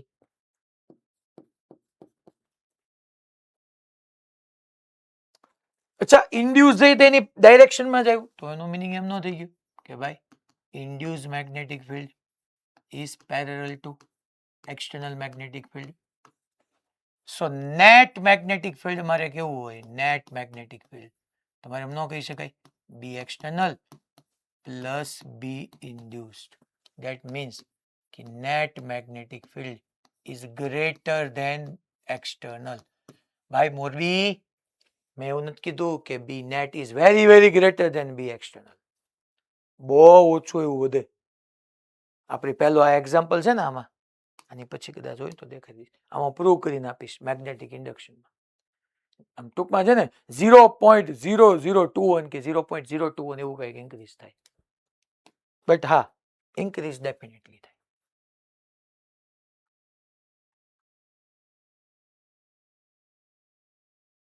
હા આમાં એક વસ્તુ છે કે માની લો આ સબસ્ટન્સ નું ટેમ્પરેચર પાછો ઇન્ક્રીઝ કરી દઉં તો, જો ટેમ્પરેચર ઇન્ક્રીઝ કરું તો એની અંદર ઓલા થર્મલ એજિટેશન વધી જાય, એટલે વાઇબ્રેશનલ કાઇનેટિક એનર્જી આવી જાય, અને વાઇબ્રેશનલ કાઇનેટિક એનર્જી આવી જાય તો આ તમારે એક્સટર્નલ મેગ્નેટિક ફિલ્ડને અલોંગ અલાઇન કરવી ટફ છે એને. તો પછી કઈ તમારે એક્સટર્નલ મેગ્નેટિક ફિલ્ડને પેરેલલ નહીં રહી, વાઇબ્રેટ થતી રહેશે, અને આ જેને પેરેલલ નહીં રહે તો એન એસ હામાહામી આવી રીતના કેન્સલ આઉટ નહીં થાય, તો તમારું ઇન્ડ્યુસ મેગ્નેટિક ફિલ્ડ એટલું બધું નહીં આવે. હા તમને મસ્ત ઇન્ડ્યુસ મેગ્નેટિક ફિલ્ડ તો મળશે જો બધી ડાયપોલ 100% તમારી એક્સટર્નલ મેગ્નેટિક ફિલ્ડને અલોંગ અલાઇન થઈ જાય, તોય ઓછું જ આવશે,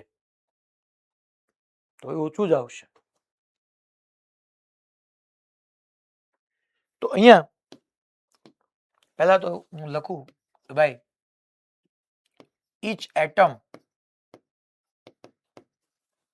of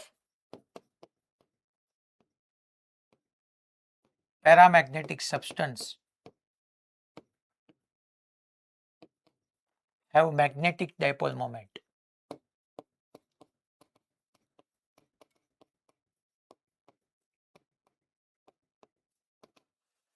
And if we put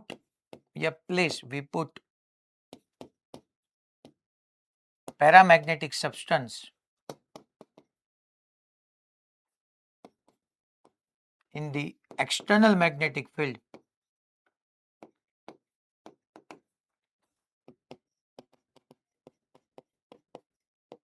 then net magnetic field inside will increase.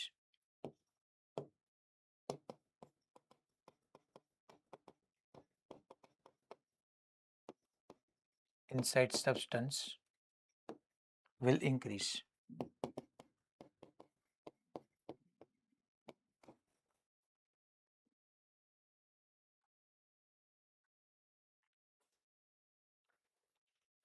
ઓલી વાત અહીંયા હું સાઈડમાં ક્યાંક લખી દઉં કારણ કે હજી મારે આની અંદર બીજું એક ડિસ્કશન બી તમારી સાથે કરવાનું છે.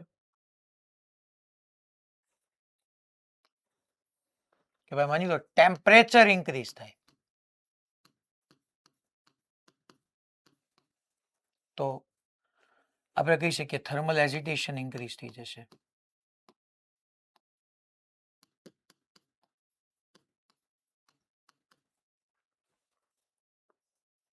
ટેમ્પરેચર ઇન્ક્રીઝ થાય તો થર્મલ એજિટેશન ઇન્ક્રીઝ થાય તો વાઇબ્રેશનલ કાઇનેટિક એનર્જી ઇન્ક્રીઝ થઈ જાય. વાઇબ્રેશનલ કાઇનેટિક એનર્જી ઇન્ક્રીઝ થઈ જાય. વાઇબ્રેશનલ કાઇનેટિક એનર્જી ઇન્ક્રીઝ થઈ જાય તો આપણે એવું કહી શકીએ ટેમ્પરેચર ટી ઇન્ક્રીઝ થયું, થર્મલ એજિટેશન ઇન્ક્રીઝ થયા, વાઇબ્રેશનલ કાઇનેટિક એનર્જી ઇન્ક્રીઝ થઈ ગયું તો આપણે કહી શકીએ it is tough to align. Tough to align along magnetic field.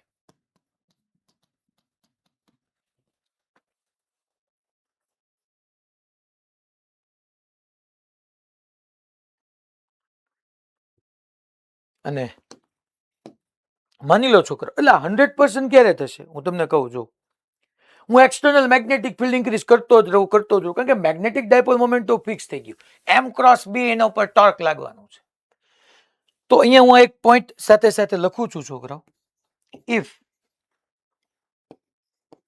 we keep on increasing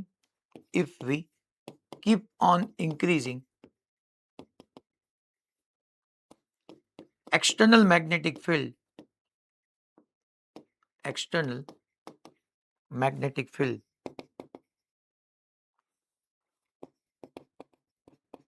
then a situation may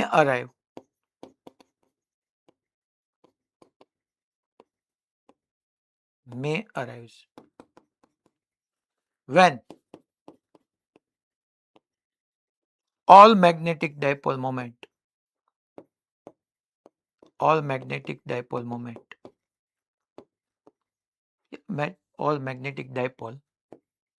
get aligned in the direction of external magnetic field.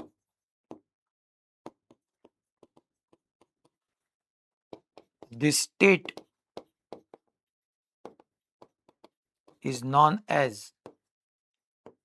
magnetic saturated.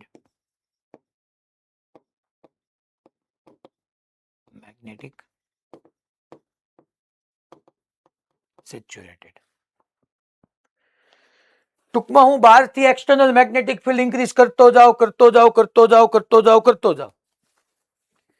બહારથી magnetic field increase કરતો જાઉં મેં તમને કીધું તો એક એવું state આવે that means if external magnetic field is keep on increasing magnetic dipole a state may arise when all the magnetic dipole moment get aligned along external magnetic field. In this condition આપણે કહી શકીએ કે બધા magnetic dipole moment external magnetic field induce magnetic field બધું maximum હશે. This condition is known as magnetically saturated. This state is known as magnetically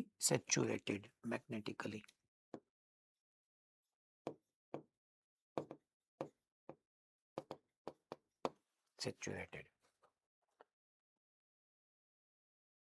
એટલે આ સમયે તમારે બ્રેકેટમાં લખવું હોય તો લખી નાખજો. આ ટાઈમે શું થઈ જશે છોકરાઓ તમારું external magnetic field magnetic dipole moment induce બધું મેક્સિમમ હશે. અને સાથે સાથે બીજું કીધું paramagnetic substance increase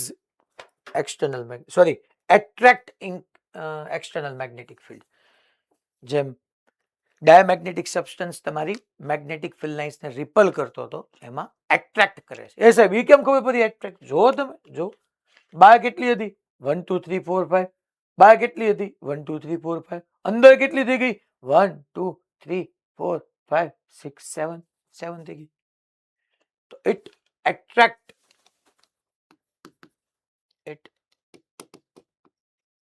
attracts magnetic field lines.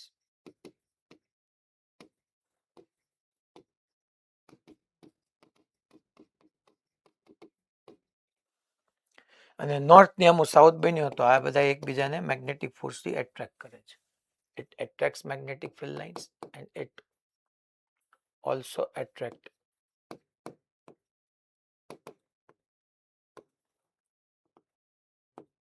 magnet.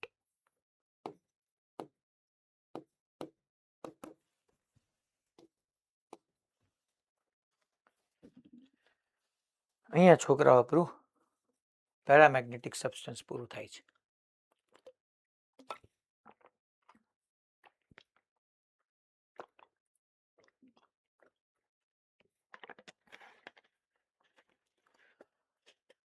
Ready બધાને? પહેલા હવે આટલું બધું લાંબા પેરેગ્રાફ લખવાના નહીં આવે. અમે તમને એટલા માટે બધું લખાયું કે તમે ભવિષ્યમાં રીડ કરો તો તમને કોન્સેપ્ટ રિકોલ થાય એટલા માટે. બાકી તો સમજવાનું તો આપણું અહીંયા બધું પૂરું જ થઈ ગયું હતું. હવે હું એક નવો વર્ડ, હવે આપણે 3 અલગ અલગ વર્ડ સમજવાના છે. બરાબર ધ્યાન આપીને સમજવાના છે પાછા. કારણ કે અત્યાર સુધી ભણ્યા એમાંથી થિયોરેટિકલ ક્વેશ્ચન બની શકે, પ્રોબ્લેમ ગણી શકે, એ બધાનું ડિસ્કશન હવે શરૂ થાય છે. Hello sir. હા ભાઈ. સર આપણે એક્સટર્નલ મેગ્નેટિક ફિલ્ડ વધારી અને ટેમ્પરેચર વધારી તો સર કોની ઇફેક્ટ વધારે પડે? ના, એટલે એ ટેમ્પરેચરમાં હજી પાછું તારે હજી ભણવાનું બાકી છે. એના માટે બેટા મેગ્નેટિક સસેપ્ટેબિલિટી આવશે હમણાં. It is inversely proportional to temperature આવશે, એટલે થોડોક સમય ખમ હજી. પણ આપણે એવું માનીને ચાલીએ છીએ અહીંયા કે એક્સટર્નલ મેગ્નેટિક ફિલ્ડનું વધારું ત્યારે ટેમ્પરેચર કોન્સ્ટન્ટ રાખીશ. જો ટેમ્પરેચર ઇન્ક્રીઝ કરીશ ને એક્સટર્નલ મેગ્નેટિક ફિલ્ડ ઇન્ક્રીઝ કરીશ તો કોઈ દિવસ મેગ્નેટિકલી સેચ્યુરેટેડ સ્ટેટ આવશે જ નહીં. કારણ કે હું બહારથી મેગ્નેટિક ડાયપોલ મોમેન્ટને તારા એક્સટર્નલ મેગ્નેટિક ફિલ્ડને અલાઇન થાય એવા એફર્ટ આપું છું. સામે ઓલા થર્મલ ઓસિલેશનને કારણે ઈ પાછા અલાઇન નથી થતા તો એ આવશે જ નહીં. રેડી? હવે આપણે એક નામ આપીએ, that is intensity of magnetization.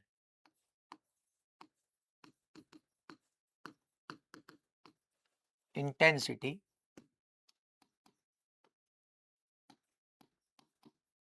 of magnetization.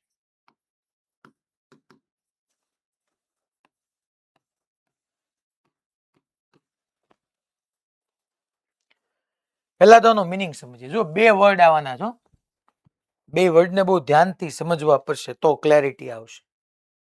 એક છે ઇન્ટેન્સિટી ઓફ મેગ્નેટાઇઝેશન અને એક આવશે magnetic intensity.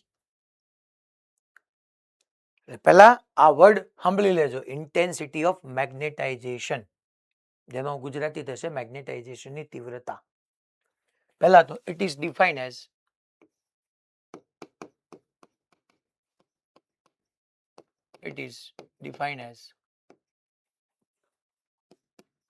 magnetic dipole moment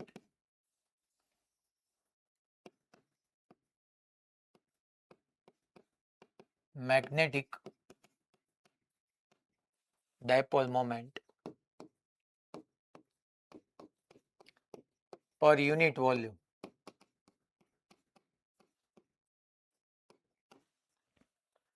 It is defined as magnetic dipole moment per unit volume.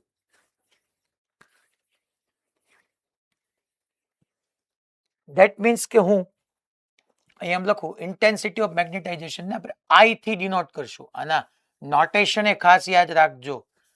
I એટલે કરંટ એ થાય, એટલે હું કરંટ ને હવે હોય તો સ્મોલ I થી ડિનોટ કરીશ યા સમજીશ કે આ એક I એટલે કરંટ હશે, આ ઇન્ટેન્સિટી ઓફ મેગ્નેટાઇઝેશન છે. બેને ઉડાડી નહીં દેવાના પાછા.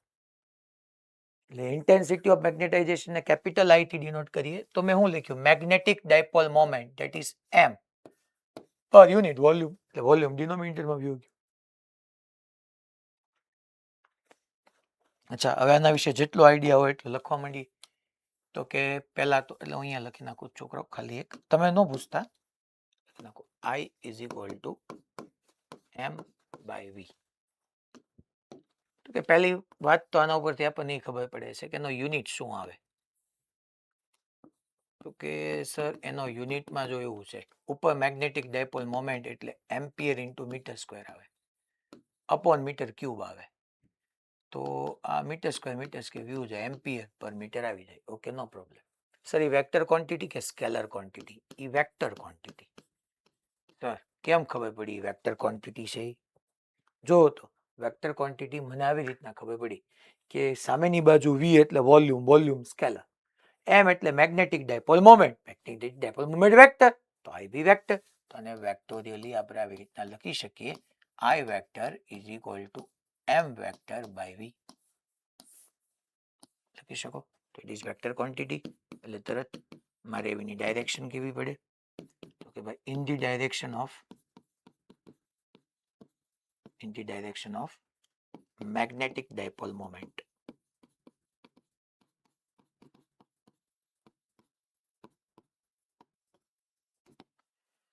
આપણે કીધું in the direction of magnetic dipole moment, અને આપણે આઈ કહી દઈએ છીએ. છો અચ્છા, એની ડાયમેન્શનલ ફોર્મ્યુલા આપણે લખવી હોય તો લખી નાખવાની, ઇઝી જ છે ડાયમેન્શનલ ફોર્મ્યુલા.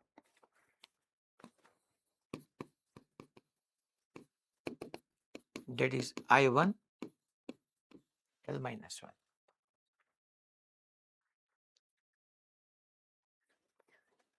ચાલો હવે તો કે હું તમને એક સિમ્પલ કહું, પહેલા આપણે આ જ સમજીએ. ઇન્ટેન્સિટી ઓફ મેગ્નેટાઇઝેશન ભણી. એક સિલિન્ડ્રિકલ બાર મેગ્નેટ માટે એક સિલિન્ડ્રિકલ મેગ્નેટ લઉં છું, પછી હું તમને અલગ અલગ ડાયામેગ્નેટિક અને પેરામેગ્નેટિક માટે બી સમજાવું. તો પહેલા આપણે, અચ્છા અહીંયા હું બ્રેકેટમાં લખી નાખું છોકરાઓ કે intensity of magnetization I, it is a vector quantity. ટૂંકમાં એટલે હું ખબર છે, આને આપણે સમજીએ અને ફીલ કરીએ આ વસ્તુને. બાકી ફોર્મ્યુલા તો ઇઝી છે, m બાય v. આનો મિનિંગ શું કે ભાઈ પર યુનિટ વોલ્યુમ કેટલી મેગ્નેટિક ડાયપોલ મોમેન્ટ મળે છે એને ઇન્ટેન્સિટી ઓફ મેગ્નેટાઇઝેશન કહેવાય. માની લો 1 મીટર ક્યુબ નું વોલ્યુમ મેં લીધું, 1 metre by 1 metre by 1 metre. આની અંદર 1000 મેગ્નેટિક ડાયપોલ મોમેન્ટ રહેલી છે. એ 1000 મેગ્નેટિક ડાયપોલ મોમેન્ટ એકબીજાને અલોંગ અલાઇન હશે, બધાની ડાયરેક્શન આમ સેમ હશે બધાની, તો બધાની મેગ્નેટિક ડાયપોલ મોમેન્ટનું એડિશન થશે. એ આમ નામ તો નહીં થયું, ડેફિનેટલી એક્સટર્નલ મેગ્નેટિક ફિલ્ડ આપીને જ થયું હશે. પણ પર યુનિટ વોલ્યુમ માની લો 1000 મેગ્નેટિક ડાયપોલ મોમેન્ટ છે, એ બધી અલગ અલગ દિશામાં છે. માન એનો સમ કરો તો થોડીક આવે છે, તો ઇન્ટેન્સિટી ઓફ મેગ્નેટાઇઝેશન ઓછું કહેવાય. અને આની અંદર 1000 મેગ્નેટિક ડાયપોલ મોમેન્ટ છે 1 મીટર ક્યુબ વોલ્યુમમાં, પછી બધા એવી રીતના અરેન્જ થાય છે કે ઓલમોસ્ટ બધાનું એડિશન જ થાય વેક્ટર રીતે જોવા જાવ તો ત્યાં ઇન્ટેન્સિટી ઓફ મેગ્નેટાઇઝેશન વધારે કહેવાય. Because of intensity of magnetization is almost depend on magnetic dipole moment. જેટલી મેગ્નેટિક ડાયપોલ મોમેન્ટ વધારે એટલું તમારું ઇન્ટેન્સિટી ઓફ મેગ્નેટાઇઝેશન વધારે. એનો ફિઝિકલ મિનિંગ થયો. હું લખું અહીંયા આઈ, હવે તો આમ જ લખું, intensity of magnetization for cylindrical magnet.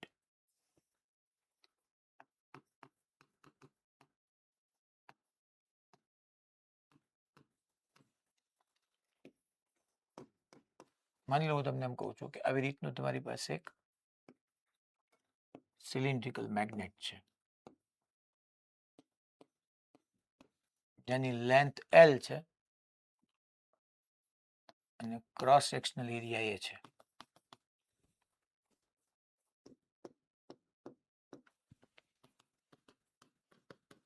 આમાં આ એક નોર્થ પોલ છે, આ એક સાઉથ પોલ છે.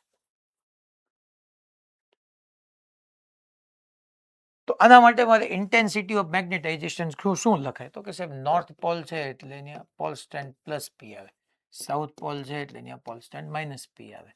સો ઇન્ટેન્સિટી ઓફ મેગ્નેટાઇઝેશન મારે લખવું હોય that is magnetic dipole moment per unit volume. Volume એટલે A into L આવશે. અચ્છા, મેગ્નેટિક ડાયપોલ મોમેન્ટ શું લખાય સર? આપણે ભણી ગયા યાર, છે તો સિલિન્ડ્રિકલ બાર મેગ્નેટ જ તે, તો બાર મેગ્નેટ માટે આપણે પોલ સ્ટ્રેન્થ ઇન્ટુ L નો કરી શકીએ, LL ગયા, તો આપણે અહીંયા I ઇઝ ઇક્વલ ટુ શું આવી ગયું, P બાય A. અચ્છા, યુનિટ ચેક કરવો જ, પોલ સ્ટ્રેન્થ નો યુનિટ શું કીધો તો કે પોલ સ્ટ્રેન્થ નો યુનિટ એમ્પિયર ઇન્ટુ મીટર કીધો તો. ક્રોસ સેક્શનલ એરિયા નો શું થાય, મીટર સ્ક્વેર, મીટર મીટર ગયા, સો એમ્પિયર પર મીટર આવી ગયું. જો મેં તમને કીધું હતું કે ઇન્ટેન્સિટી ઓફ મેગ્નેટાઇઝેશન નો યુનિટ એમ્પિયર પર મીટર થાય. પૂરું થઈ ગયું.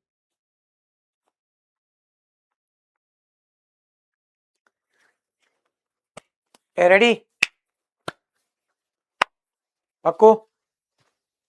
Okay fine. હવે હું તમને intensity of magnetization I for diamagnetic substance કહું, ફોર પેરામેગ્નેટિક સબસ્ટન્સ B બનાવું. તો આપણે બે રીતે અહીંયા લખીએ કે ભાઈ intensity of magnetisation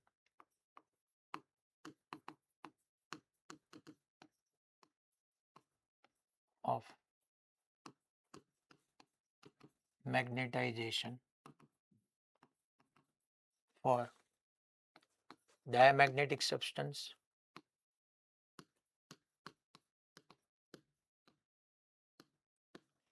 and intensity of magnetization for paramagnetic substance.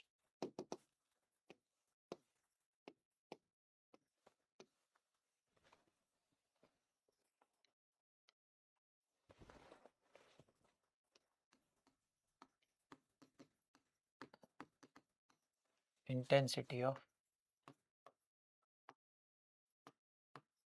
magnetization for paramagnetic substance.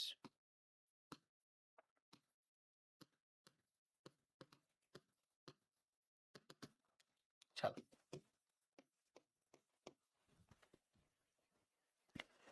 તો હું તમને યાદ અપાવી દઉં કે ભાઈ આપણું પેરામેગ્નેટિક સબસ્ટન્સ ને ડાયામાં પહેલા આપણે ડાયામેગ્નેટિક સબસ્ટન્સ લઈએ. માની લો આવી રીતનો તમારી પાસે ડાયામેગ્નેટિક સબસ્ટન્સ છે. ડાયામેગ્નેટિક સબસ્ટન્સ એની અંદર યાદ કરો છોકરો, ડાયામેગ્નેટિક સબસ્ટન્સની અંદર આપણે એક્સટર્નલ મેગ્નેટિક ફિલ્ડ આપ્યું હતું આમ. તમને હવે રિકોલ થઈ જવું જોઈએ.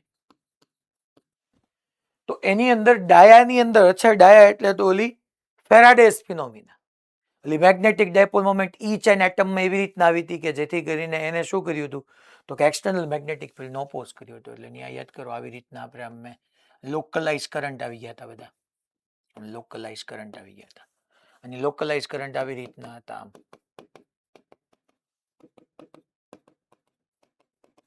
એટલે આ ડાયરેક્શનમાં તમારી પાસે ઇન્ડ્યુસ મેગ્નેટિક ફિલ્ડ એવું હતું, યાદ કરો તમે. પહેલા તો જ્યાં ઉપર અહીંથી કરંટ અપવર્ડ પાછળથી ડાઉનવર્ડ, તો આમ મારી ફિંગર સ્કલ કરું તો મારો થંબ આમ ગયો. એટલે મેગ્નેટિક ડાયપોલ મોમેન્ટ જે છે એ આ ડાયરેક્શનમાં આવી હતી છોકરો. અહીંયા આવીને તમને એટલી ખબર પડી ઇન્ટેન્સિટી ઓફ મેગ્નેટાઇઝેશન ભણ્યા પછી કે જે ડાયરેક્શન તમારી મેગ્નેટિક ડાયપોલ મોમેન્ટની છે એ જ ડાયરેક્શન તમારી ઇન્ટેન્સિટી ઓફ મેગ્નેટાઇઝેશનની છે, કારણ કે બે બાજુ એક જ છે યાર. તો આપણે લખી નાખીએ કે અહીંયા મને ખબર પડી કે મેગ્નેટિક ડાયપોલ મોમેન્ટ એ આ ડાયરેક્શનમાં છે, તો એ જ ડાયરેક્શનમાં તમારી ઇન્ટેન્સિટી ઓફ મેગ્નેટાઇઝેશન હશે.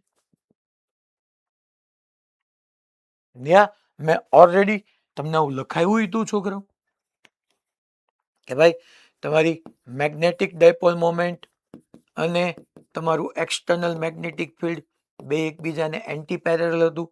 ધેટ મીન્સ કે હું એવું કહી શકું કે મેગ્નેટિક ડાયપોલ મોમેન્ટ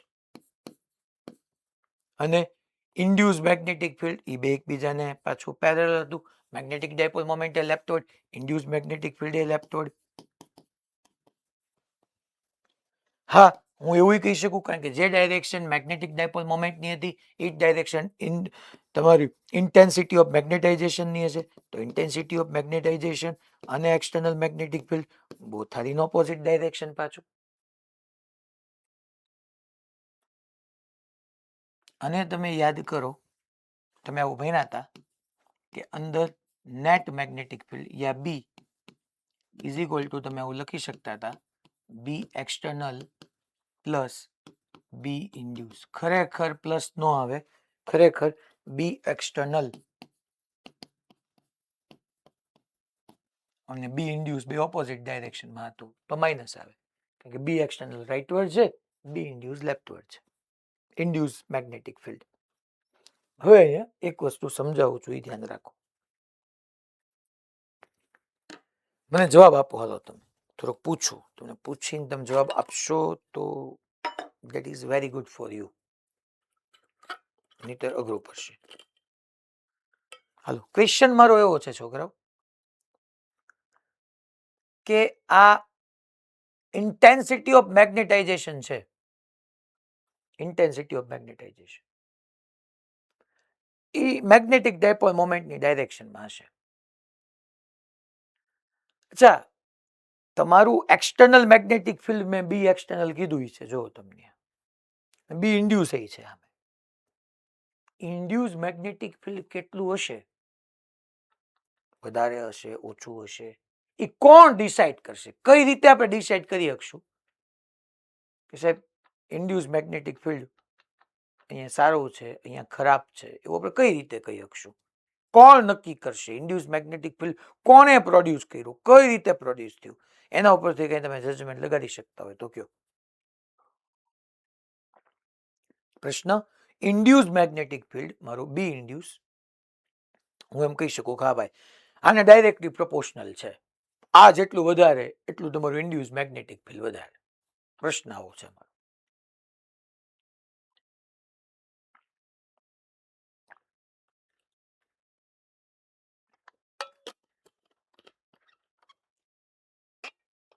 આ જુનાગઢમાંથી બેન.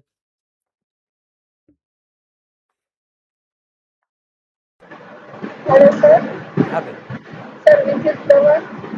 બેન વિદ્યુત પ્રવાહ ક્યાં આવ્યો માતાજી? આમાં આમાં મેં કરંટ ક્યાં આપ્યો જ છે? ઇન્ડ્યુસ, આ ઇન્ડ્યુસ થયું, ઇન્ડ્યુસ કોને લીધે થયું એ ખબર પડવી જોઈએ. કરંટ ક્યાં આમાં આપ્યો બેન? આ કરંટ તો લોકલાઇઝ કરંટ હતો. એ ગોળ ગોળ હેના બને ખબર પડી ને કઈ રિંગ નથી, ઓલા ઇલેક્ટ્રોન રિવોલ્વ કરતા હોય ને એટમની ફરતે ઈ છે. હાલો મોરબીમાંથી. Hello sir. હા ભાઈ. ઇન્ડ્યુસ્ડ હે ઈ સર આપણી આઈ હે એને પ્રોપોર્શનલ થઈ છે, અને આઈ હે ઈ પોલ સ્ટ્રેન્થ ને પ્રોપોર્શનલ થઈ છે. એટલે પોલ સ્ટ્રેન્થ જેની વધારે હશે તો એમાં જે ઇન્ડ્યુસ્ડ મેગ્નેટિક ફિલ્ડ હશે એ વધારે છે. આ એટલે તો હું લાવ્યો પેલા? આ એટલે અત્યારે આપણે આ ડિફાઇન કરીને ક્વોન્ટિટી. હા, ઇન્ટેન્સિટી ઓફ મેગ્નેટાઇઝેશન. એને પોલ સ્ટ્રેન્થ ને તો હું કામ કઈ ભેગું કરે છે?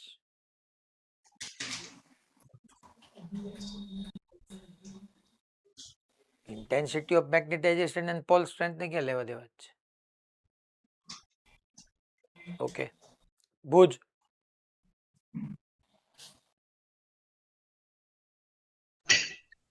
સર મેગ્નેટિક ડાયપોલ ને પ્રોપોર્શનલ હશે. Yes, very good. જેટલું તમારું આ ઇન્ડ્યુસ આવ્યું કોને કારણે વિચાર તો કરો. મેં એમ કીધું તું બધા એટમ હતા, અહીંયા મેં લખ્યું પાછળ જ્યારે તમને ભણાવ્યું આપણે ડાયામેગ્નેટિકમાં પાછા જઈએ ત્યારે મેં લખ્યું, તમે જો કે ભાઈ આ કેસની અંદર M atom does not equal to 0. જેવું તમારું એક્સટર્નલ મેગ્નેટિક ફિલ્ડ આવ્યું એટલે બધા ઇલેક્ટ્રોન એવી રીતના રિવોલ્વ કરવાનું શરૂ કર્યું કે external magnetic field that means magnetic ફ્લક્સના ચેન્જનો ઓપોઝ કર્યો. આની મેગ્નેટિક ડાયપોલ મોમેન્ટ આમ આવી, આની મેગ્નેટિક ડાયપોલ મોમેન્ટ આમ આવી, આની magnetic dipole moment, magnetic dipole moment. જેટલી મેગ્નેટિક ડાયપોલ મોમેન્ટ વધારે આવશે એટલું ઇન્ડ્યુસ મેગ્નેટિક ફિલ્ડ વધારે નહીં હોય.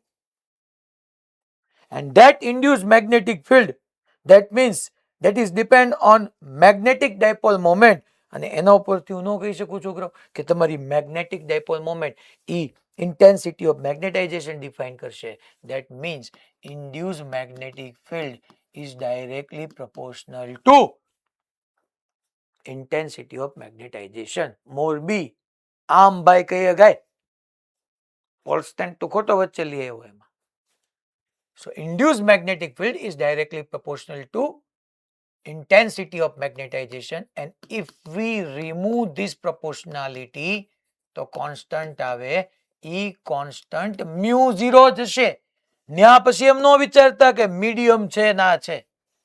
હંમેશા induced magnetic field is directly proportional to intensity of magnetization, અને ઈ proportionality remove કરશો એટલે mu0 જ આવશે. તો અહીંયા હું આને મૂકી દઉં. અચ્છા સર માઇનસ શું કામ આવ્યું? કારણ કે તમને દેખાડ્યું મેં યાર કે અહીંયા ઓલરેડી, છતાં એક વખત લખી નાખું. આમાં તમને ખબર જ છે કે આ કેસની અંદર બી એક્સટર્નલ અને તમારું બી ઇન્ટરનલ બે ઓપોઝિટ ડાયરેક્શનમાં હોય તો માઇનસ મારે શું લખાય? mu0 i. કારણ કે ઇન્ડ્યુસ અને એક્સટર્નલ બે ઓપોઝિટ ડાયરેક્શનમાં છે. સેમ વે આપણે પેરામેગ્નેટિક સબસ્ટન્સ માટે ડિફાઇન કરી નાખીએ. માની લો મેં આવી રીતનો પેરામેગ્નેટિક સબસ્ટન્સ લીધો. પેરામેગ્નેટિક સબસ્ટન્સ આ ડાયરેક્શનમાં તમારું એક્સટર્નલ મેગ્નેટિક ફિલ્ડ છે. તો તમારી ઓલમોસ્ટ ડાયપોલની કેવી ઈચ્છા છે કે બધી તમારી એક્સટર્નલ મેગ્નેટિક ફિલ્ડને અલોંગ અલાઇન થાય.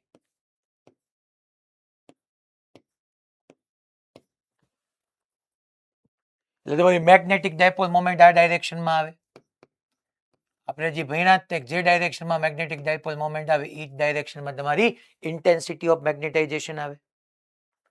અચ્છા, અહીંયા આપણે મેં તમને સમજાવ્યું ત્યાં આગળનામાં જો સાઉથ નોર્થ કરતા જઈએ તો આ જ ડાયરેક્શનમાં તમારું ઇન્ડ્યુસ મેગ્નેટિક ફિલ્ડ આવતું હતું. જે ડાયરેક્શનમાં એક્સટર્નલ મેગ્નેટિક ફિલ્ડ એ જ ડાયરેક્શનમાં ઇન્ડ્યુસ મેગ્નેટિક ફિલ્ડ આવતું હતું. ધેટ મીન્સ કે અહીંયા હું એવું કહી શકું કે તમારી ભાઈ મેગ્નેટિક ડાયપોલ મોમેન્ટ અને એક્સટર્નલ મેગ્નેટિક ફિલ્ડ બે એકબીજાને પેરેલલ હશે. ધેટ મીન્સ કે તમારી મેગ્નેટિક ડાયપોલ મોમેન્ટ અને તમારું ઇન્ડ્યુસ મેગ્નેટિક ફિલ્ડ બી એકબીજાને પેરેલલ રહેશે. જે ડાયરેક્શનમાં તમારી મેગ્નેટિક ડાયપોલ મોમેન્ટ હોય એ જ ડાયરેક્શનમાં તમારી ઇન્ટેન્સિટી ઓફ મેગ્નેટાઇઝેશન હોય. I N M both are parallel to each other. અહીંયા હું એવું હોય તો લખી શકું I N M both are parallel to each other. તો આ કેસની અંદર આપણે એવું કહી શકીએ છોકરાઓ કે B is equal to B external plus B induce થાય. તમે હમણાં જ કીધું અહીંયા કે that induced magnetic field is directly proportional to basically magnetic dipole moment, but magnetic dipole moment per unit volume, that is your intensity of magnetization. So induced magnetic field, it is directly proportional to intensity of magnetization, and if we remove this proportionality તો mu 0 I આવી જશે. આની value અહીંયા મૂકી દઉં તો ખાલી ફેર એટલો પડશે કે અહીંયા બી એક્સટર્નલ પ્લસ મ્યુ 0 I આવશે. માઇનસ આવ્યું.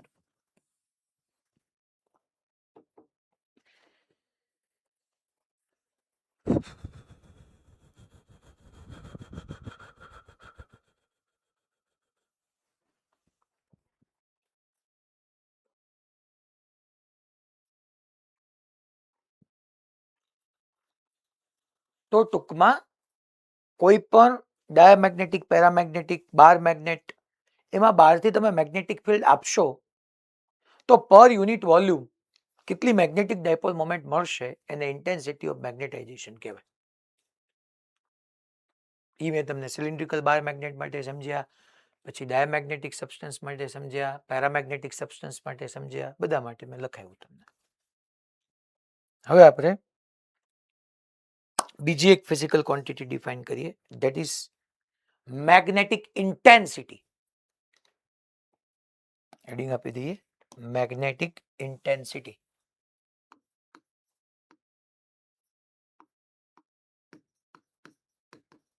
મેગ્નેટિક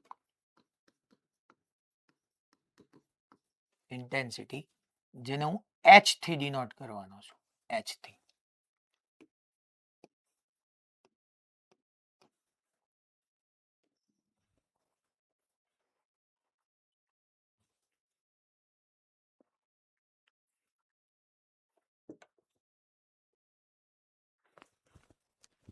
જો આમાં બધા બહુ કન્ફ્યુઝ થશે.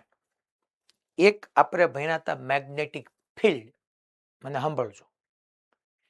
એક આવે મેગ્નેટિક ફિલ્ડ, એક આવે મેગ્નેટિક ફિલ્ડ ઇન્ટેન્સિટી, એક મેં કીધું તું ઇન્ટેન્સિટી ઓફ મેગ્નેટિક ફિલ્ડ, એક મેં કીધું તું સ્ટ્રેન્થ ઓફ મેગ્નેટિક ફિલ્ડ, એક મેં કીધું તું મેગ્નેટિક ઇન્ડક્શન, એક મેં કીધું તું મેગ્નેટિક ફ્લક્સ ડેન્સિટી. આ બધું સેમ, બધું બીજ તે.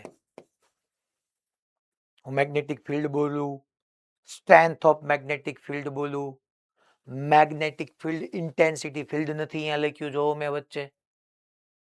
આનું ગુજરાતી ચુંબકીય તીવ્રતા થાય. મેં મેગ્નેટિક ફિલ્ડ ઇન્ટેન્સિટી નથી કીધું, કારણ કે તો કેમ ભાઈ gravitational field intensity, electric field intensity, magnetic field intensity તો આવી ગયું. આ મેગ્નેટિક ઇન્ટેન્સિટી છે એચ. હું મેગ્નેટિક ઇન્ડક્શન બોલું, સ્ટ્રેન્થ ઓફ મેગ્નેટિક ફિલ્ડ બોલું, મેગ્નેટિક ફિલ્ડ બોલું, મેગ્નેટિક ફ્લક્સ ડેન્સિટી બોલું, એ બધું આ બી ને ડિનોટ કરે છે. આ એક એવી ક્વોન્ટિટી અહીંયા હું લઈ આવ્યો. અચ્છા એક વાત કહેવાની રહી ગઈ, હમણાં આગળ જઈને કીધું. આ એક એવી ક્વોન્ટિટી હું લઈ આવ્યો કે જે મીડિયમ પર ડિપેન્ડ ન કરતી હોય. એટલે સર જુઓ તો ડાયામેગ્નેટિક સબસ્ટન્સમાં તમારું મેગ્નેટિક ફિલ્ડ એક્સટર્નલ કરતા ઘટી ગયું, એટલે મેગ્નેટિક ફિલ્ડ બદલાઈ ગયું. માની લો બાર અહીંયા બી એક્સટર્નલ મસ્ત હતું, અંદર મેગ્નેટિક ફિલ્ડ બદલાઈ ગયું કે નહીં? આનો મેગ્નેટિક ફિલ્ડ બોલી શકું, સ્ટ્રેન્થ ઓફ મેગ્નેટિક ફિલ્ડ બોલી શકું, મેગ્નેટિક ઇન્ડક્શન બોલી શકું, મેગ્નેટિક ફ્લક્સ ડેન્સિટી બોલી શકું. બધું બદલાઈ ગયું. જો આમાં ઘટી ગયું, આમાં વધી ગયું. ધેટ મીન્સ કે આ બી જેને તમે મેગ્નેટિક ફિલ્ડ કીધી, મેગ્નેટિક ઇન્ડક્શન કીધી, it is depend upon medium. Medium change થઈ ગયું, મીડિયમ ડાયામાંથી પેરા થઈ ગયું, તો સારું, તમારું બી બદલાઈ ગયું. મારે એક એવી ફિઝિકલ ક્વોન્ટિટી અહીંયા લાવી છે કે જે મીડિયમ સાથે ન બદલાય. મેગ્નેટિક ઇન્ડક્શન કે મેગ્નેટિક ફિલ્ડ તો મીડિયમ સાથે બદલાય જ છે. I want to represent a physical quantity, a defined physical quantity which cannot change with medium.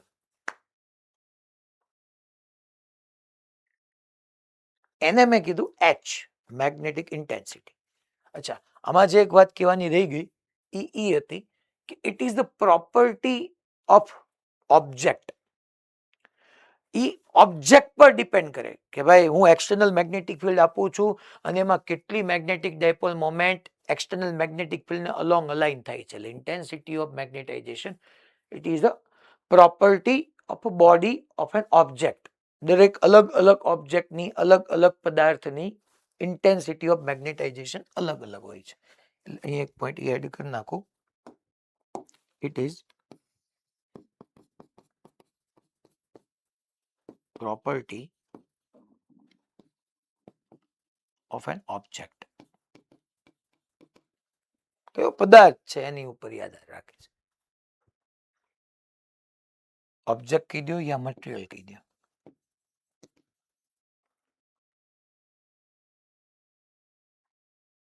જે કહ્યું.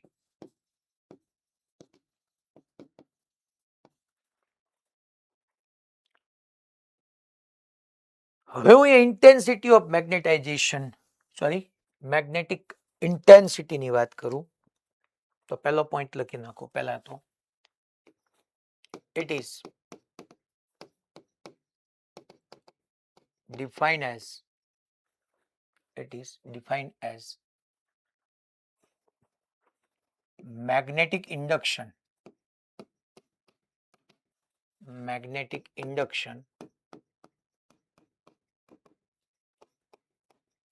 per unit permeability of medium. આ પછી એમ જો પેલા તરત લખી નાખું. It is independent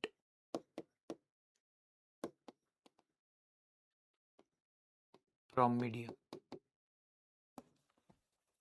That means it does not depend upon medium. એક એવી ફિઝિકલ ક્વોન્ટિટી મેં ડિફાઇન કરી છે મીડિયમ સાથે ચેન્જ જ ન થાય. ધેટ મીન્સ એરમાં ઈ હોય, ડાયામેગ્નેટિક સબસ્ટન્સ માટે ઈ હોય, વોટરમાં એ ફિઝિકલ ક્વોન્ટિટી જ હોય. મેગ્નેટિક ફિલ્ડ ચેન્જ થઈ જતું હતું. મેગ્નેટિક ફિલ્ડ આપણે જોયું, ડાયામાંથી પેરામાં ગયું, કોપરમાંથી એલ્યુમિનિયમ થઈ ગયું, તારું મેગ્નેટિક ફિલ્ડ ચેન્જ થઈ ગયું, મેગ્નેટિક ઇન્ડક્શન ચેન્જ થઈ ગયું. અમારે કેવી ફિઝિકલ ક્વોન્ટિટી ડિફાઇન કરવી છે કે જે ચેન્જ ના થાય. સો પહેલા એની મેં અહીંયા તમને ડેફિનેશન પહેલા કહી દીધી. H ઇઝ ઇક્વલ ટુ લખી શકો અને H થી આપણે ડિનોટ કરશું. It is defined as magnetic induction. That means B. Magnetic induction કયો, magnetic field કયો, strength of magnetic field કયો, બધું સેમ. B per unit એટલે ડિનોમિનેટરમાં આવી જશે. Permeability of medium. That means mu. That is your H.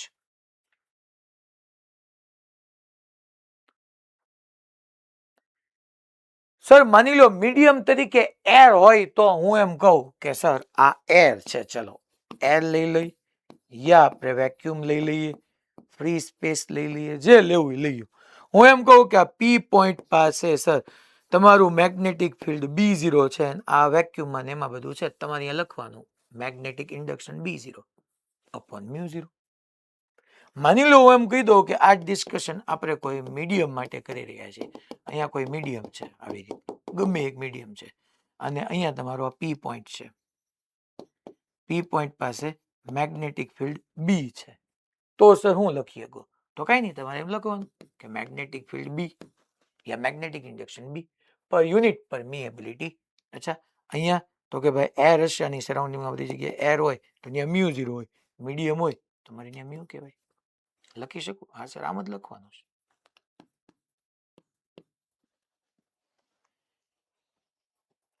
પણ sir આમાં બહુ હળ નથી ફૂટતી હજી. એક્ઝામ્પલ આપો એટલે હળ ફૂટશે કે આ હારું મીડિયમ બદલાઈ જાય તો એચ કેમ નથી બદલાતો. 2 એક્ઝામ્પલથી સમજીએ. પણ ટૂંકમાં આને વેક્ટોરિયલી લખીશ, આ વેક્ટર ક્વોન્ટિટી છે, એ બધું તમને હમણાં કહું. તમે એટલીસ્ટ 2-3 લાઈન જ છોડવાની જરૂર છે, જાજી નહીં. પહેલા હું તમને સમજાવું કે આ કેવા શું માંગે છે. પહેલા એક એક્ઝામ્પલ આવી રીતનું લઉં.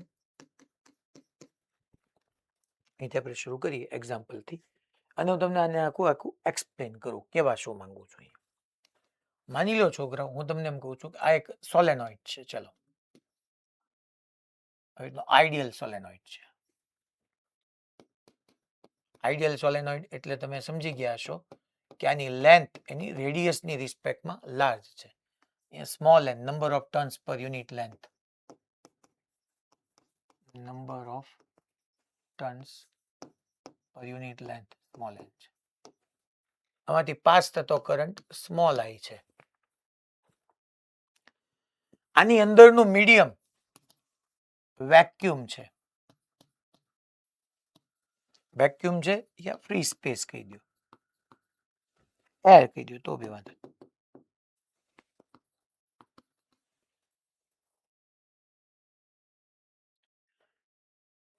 તો છોકરાઓ આની ઇનસાઇડ માની લો કરંટ આમ જશે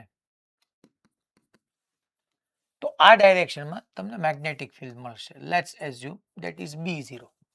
તો B0 ની વેલ્યુ શું થાય? મ્યુ0 સ્મોલ એન આઈ થાય. હવે ભણી ગયા, સ્મોલ એન ની જગ્યાએ કેપિટલ એન બાય એલ લખી નાખવાનું. અચ્છા, B0 તો મેગ્નેટિક ઇન્ડક્શન છે, મારે તો ડિફાઇન કરવું છે મેગ્નેટિક ઇન્ટેન્સિટી. તો મેગ્નેટિક ઇન્ટેન્સિટી ફોર્મ્યુલા ભલે યાદ ન હોય, યાદ તો રાખવું જ પડશે, પણ છતાં આપણે ભણી ગયા. It is defined as magnetic induction પર યુનિટ પરમિએબિલિટી ઓફ મીડિયમ. તો અહીંથી H is equal two sir તમે શું લખો? હું એમ લખું કે ભાઈ મેગ્નેટિક ઇન્ડક્શન B0. આ તો B0 ક્યાં વાત કરે છો? તારું સોલેનોઇડ ની અંદરનું મીડિયમ કયું છે? એર. આજુબાજુ શું છે? એર. તો ધેટ મીન્સ એર ની અંદર આપણે વાત કરીએ છીએ. આ તને મેગ્નેટિક ફિલ્ડ ઇનસાઇડ નું જ મળ્યું, ઇનસાઇડ મીડિયમ તરીકે એર છે.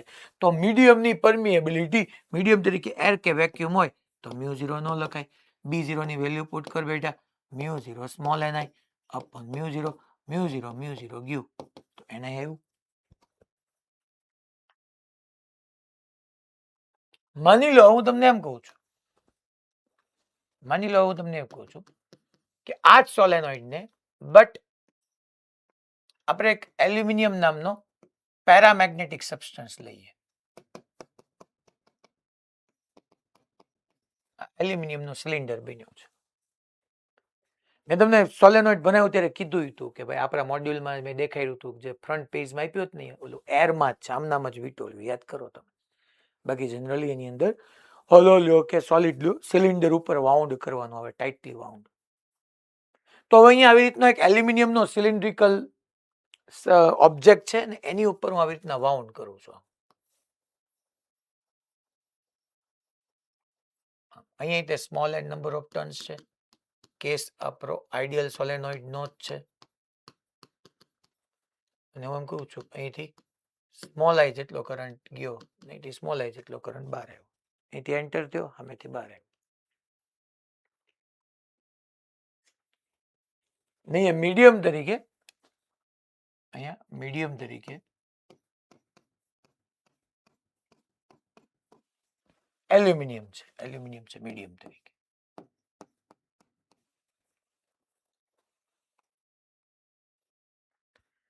તો અહીંયા મેગ્નેટિક ફિલ્ડ કેટલું લખાય? ચાલો તો મેં કઈ કીધું હતું તમને યાદ છે?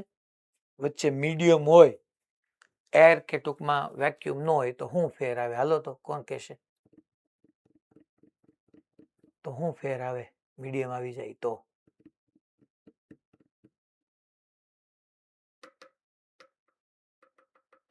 હાલો હાલો આ તો આવડવું જોઈએ. હા જામનગર,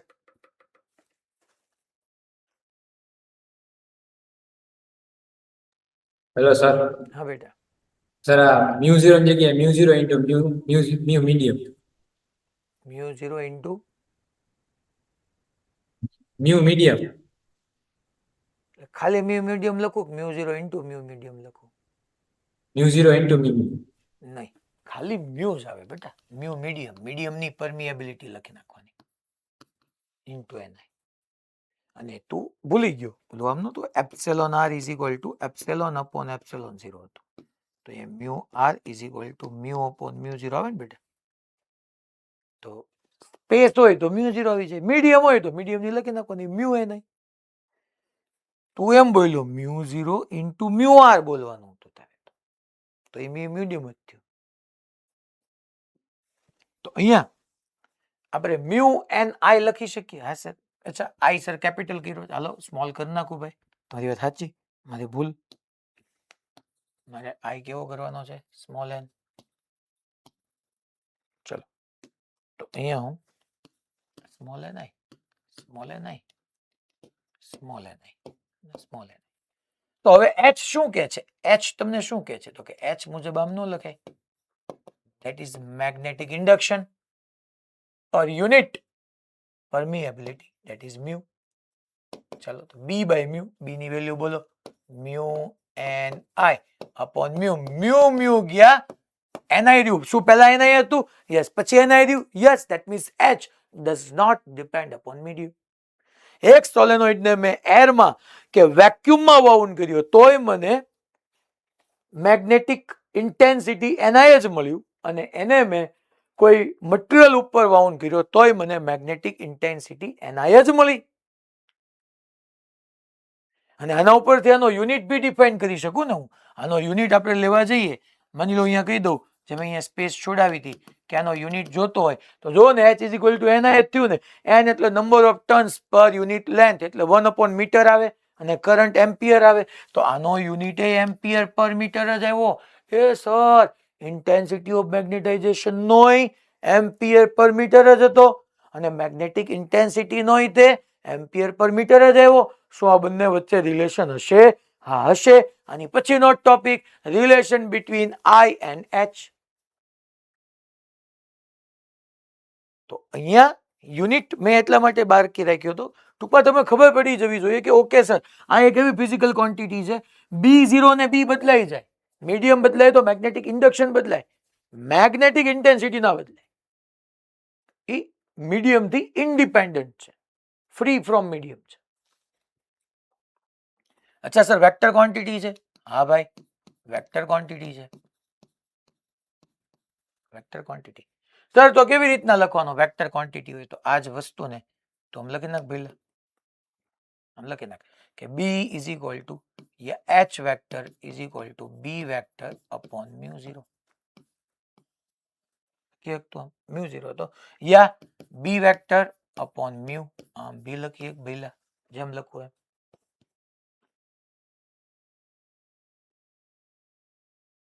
સર બીજો એક એક્ઝામ્પલ હાલો થઈ જાય. માની લો હું તમને એમ કહું છોકરા કે આ એક ક્યુ ચાર્જ છે, એ v વેલોસિટી થી અપવર્ડ ટ્રાવેલ કરે છે. એનાથી r વેક્ટર પોઝિશન વેક્ટરે p પોઈન્ટ પાસે મારે મેગ્નેટિક ફિલ્ડ જોઈએ છે. આ બધું એરમાં થઈ રહ્યું છે. અત્યારનો આ કેસ એર કે વેક્યુમ છે, એર કે વેક્યુમ છે. હાલો તો મને કોણ કહેશે ફોર્મ્યુલા આપણે ભણી ગયા હતા, વેક્ટર ફોર્મમાં જોઈ છે. મૂવિંગ ચાર્જને કારણે એનાથી R vector position vector P પાસે મેગ્નેટિક ફિલ્ડ. હેલો મૂવિંગ ચાર્જનું મેગ્નેટિક ફિલ્ડની ફોર્મ્યુલા.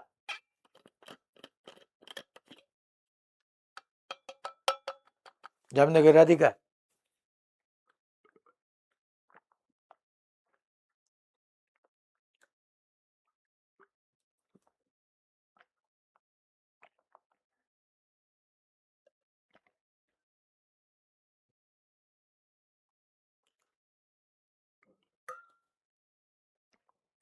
મેસાવ પોરબંદર,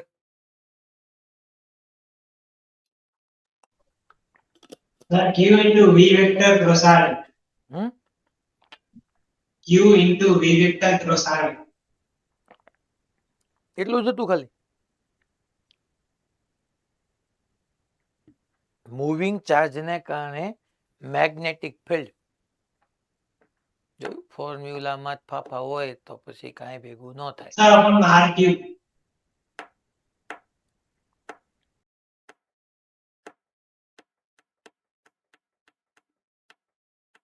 હા, રાજકોટમાં જો રેગ્યુલર જવાબ આપતો હોય ને એ ન આપે, બીજા કોકનો વારો આવવા દે ભાઈ, કોકને તૈયાર કરતું. Hello, sir. હા Mu naught upon 4 pi હા, Q V cross R ના છેદમાં R cube. વી વેક્ટર ક્રોસ આર વેક્ટર ના ક્યુબ છેદમાં આર ક્યુબ. ગુડ. તો આપણે ભણ્યા હતા μ0/4 મેં સૌ આ ભૂલી ગયો તો તું, μ0/4 Q V vector cross R vector upon R cube. તમારે બી ડિપેન્ડ, અચ્છા સર આ તો સ્પેસમાં છે તો બી 0. અચ્છા તમારે શું જોઈએ છે? મારે તો એચ જોઈએ છે. તો એચ મેગ્નેટિક ઇન્ટેન્સિટી એટલે શું? તો કે મેગ્નેટિક ઇન્ડક્શન ને જે મીડિયમમાં વાત કરતા હોય મીડિયમની પરમિએબિલિટી થી ડિવાઈડ કરી નાખો.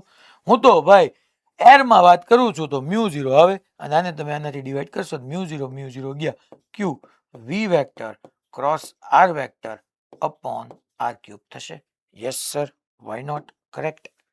તો સર હવે હું તમને એમ કહું છું, માની લો આ એક્ઝામ્પલમાં હવે કોઈ મીડિયમ છે, કોઈ મીડિયમ જેની પરમિએબિલિટી મ્યુ છે અને મીડિયમની અંદર આવી રીતનો મીડિયમ છે. Hello, sir. હા ભઈલા, નીચે 4 pi લખવાનું ભૂલી ગયા તમે. ક્યાં? હા અહીંયા, ઓકે.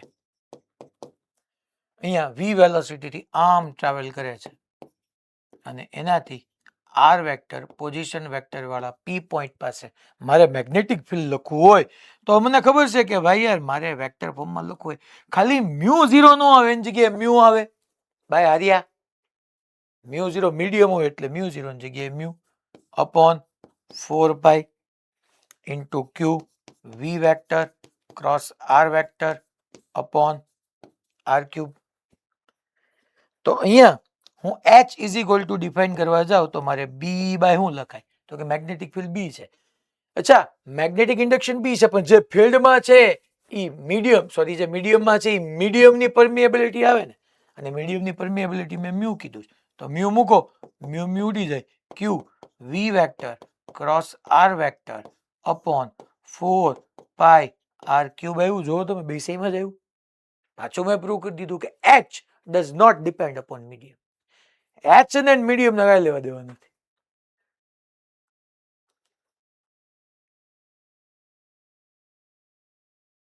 રેડી?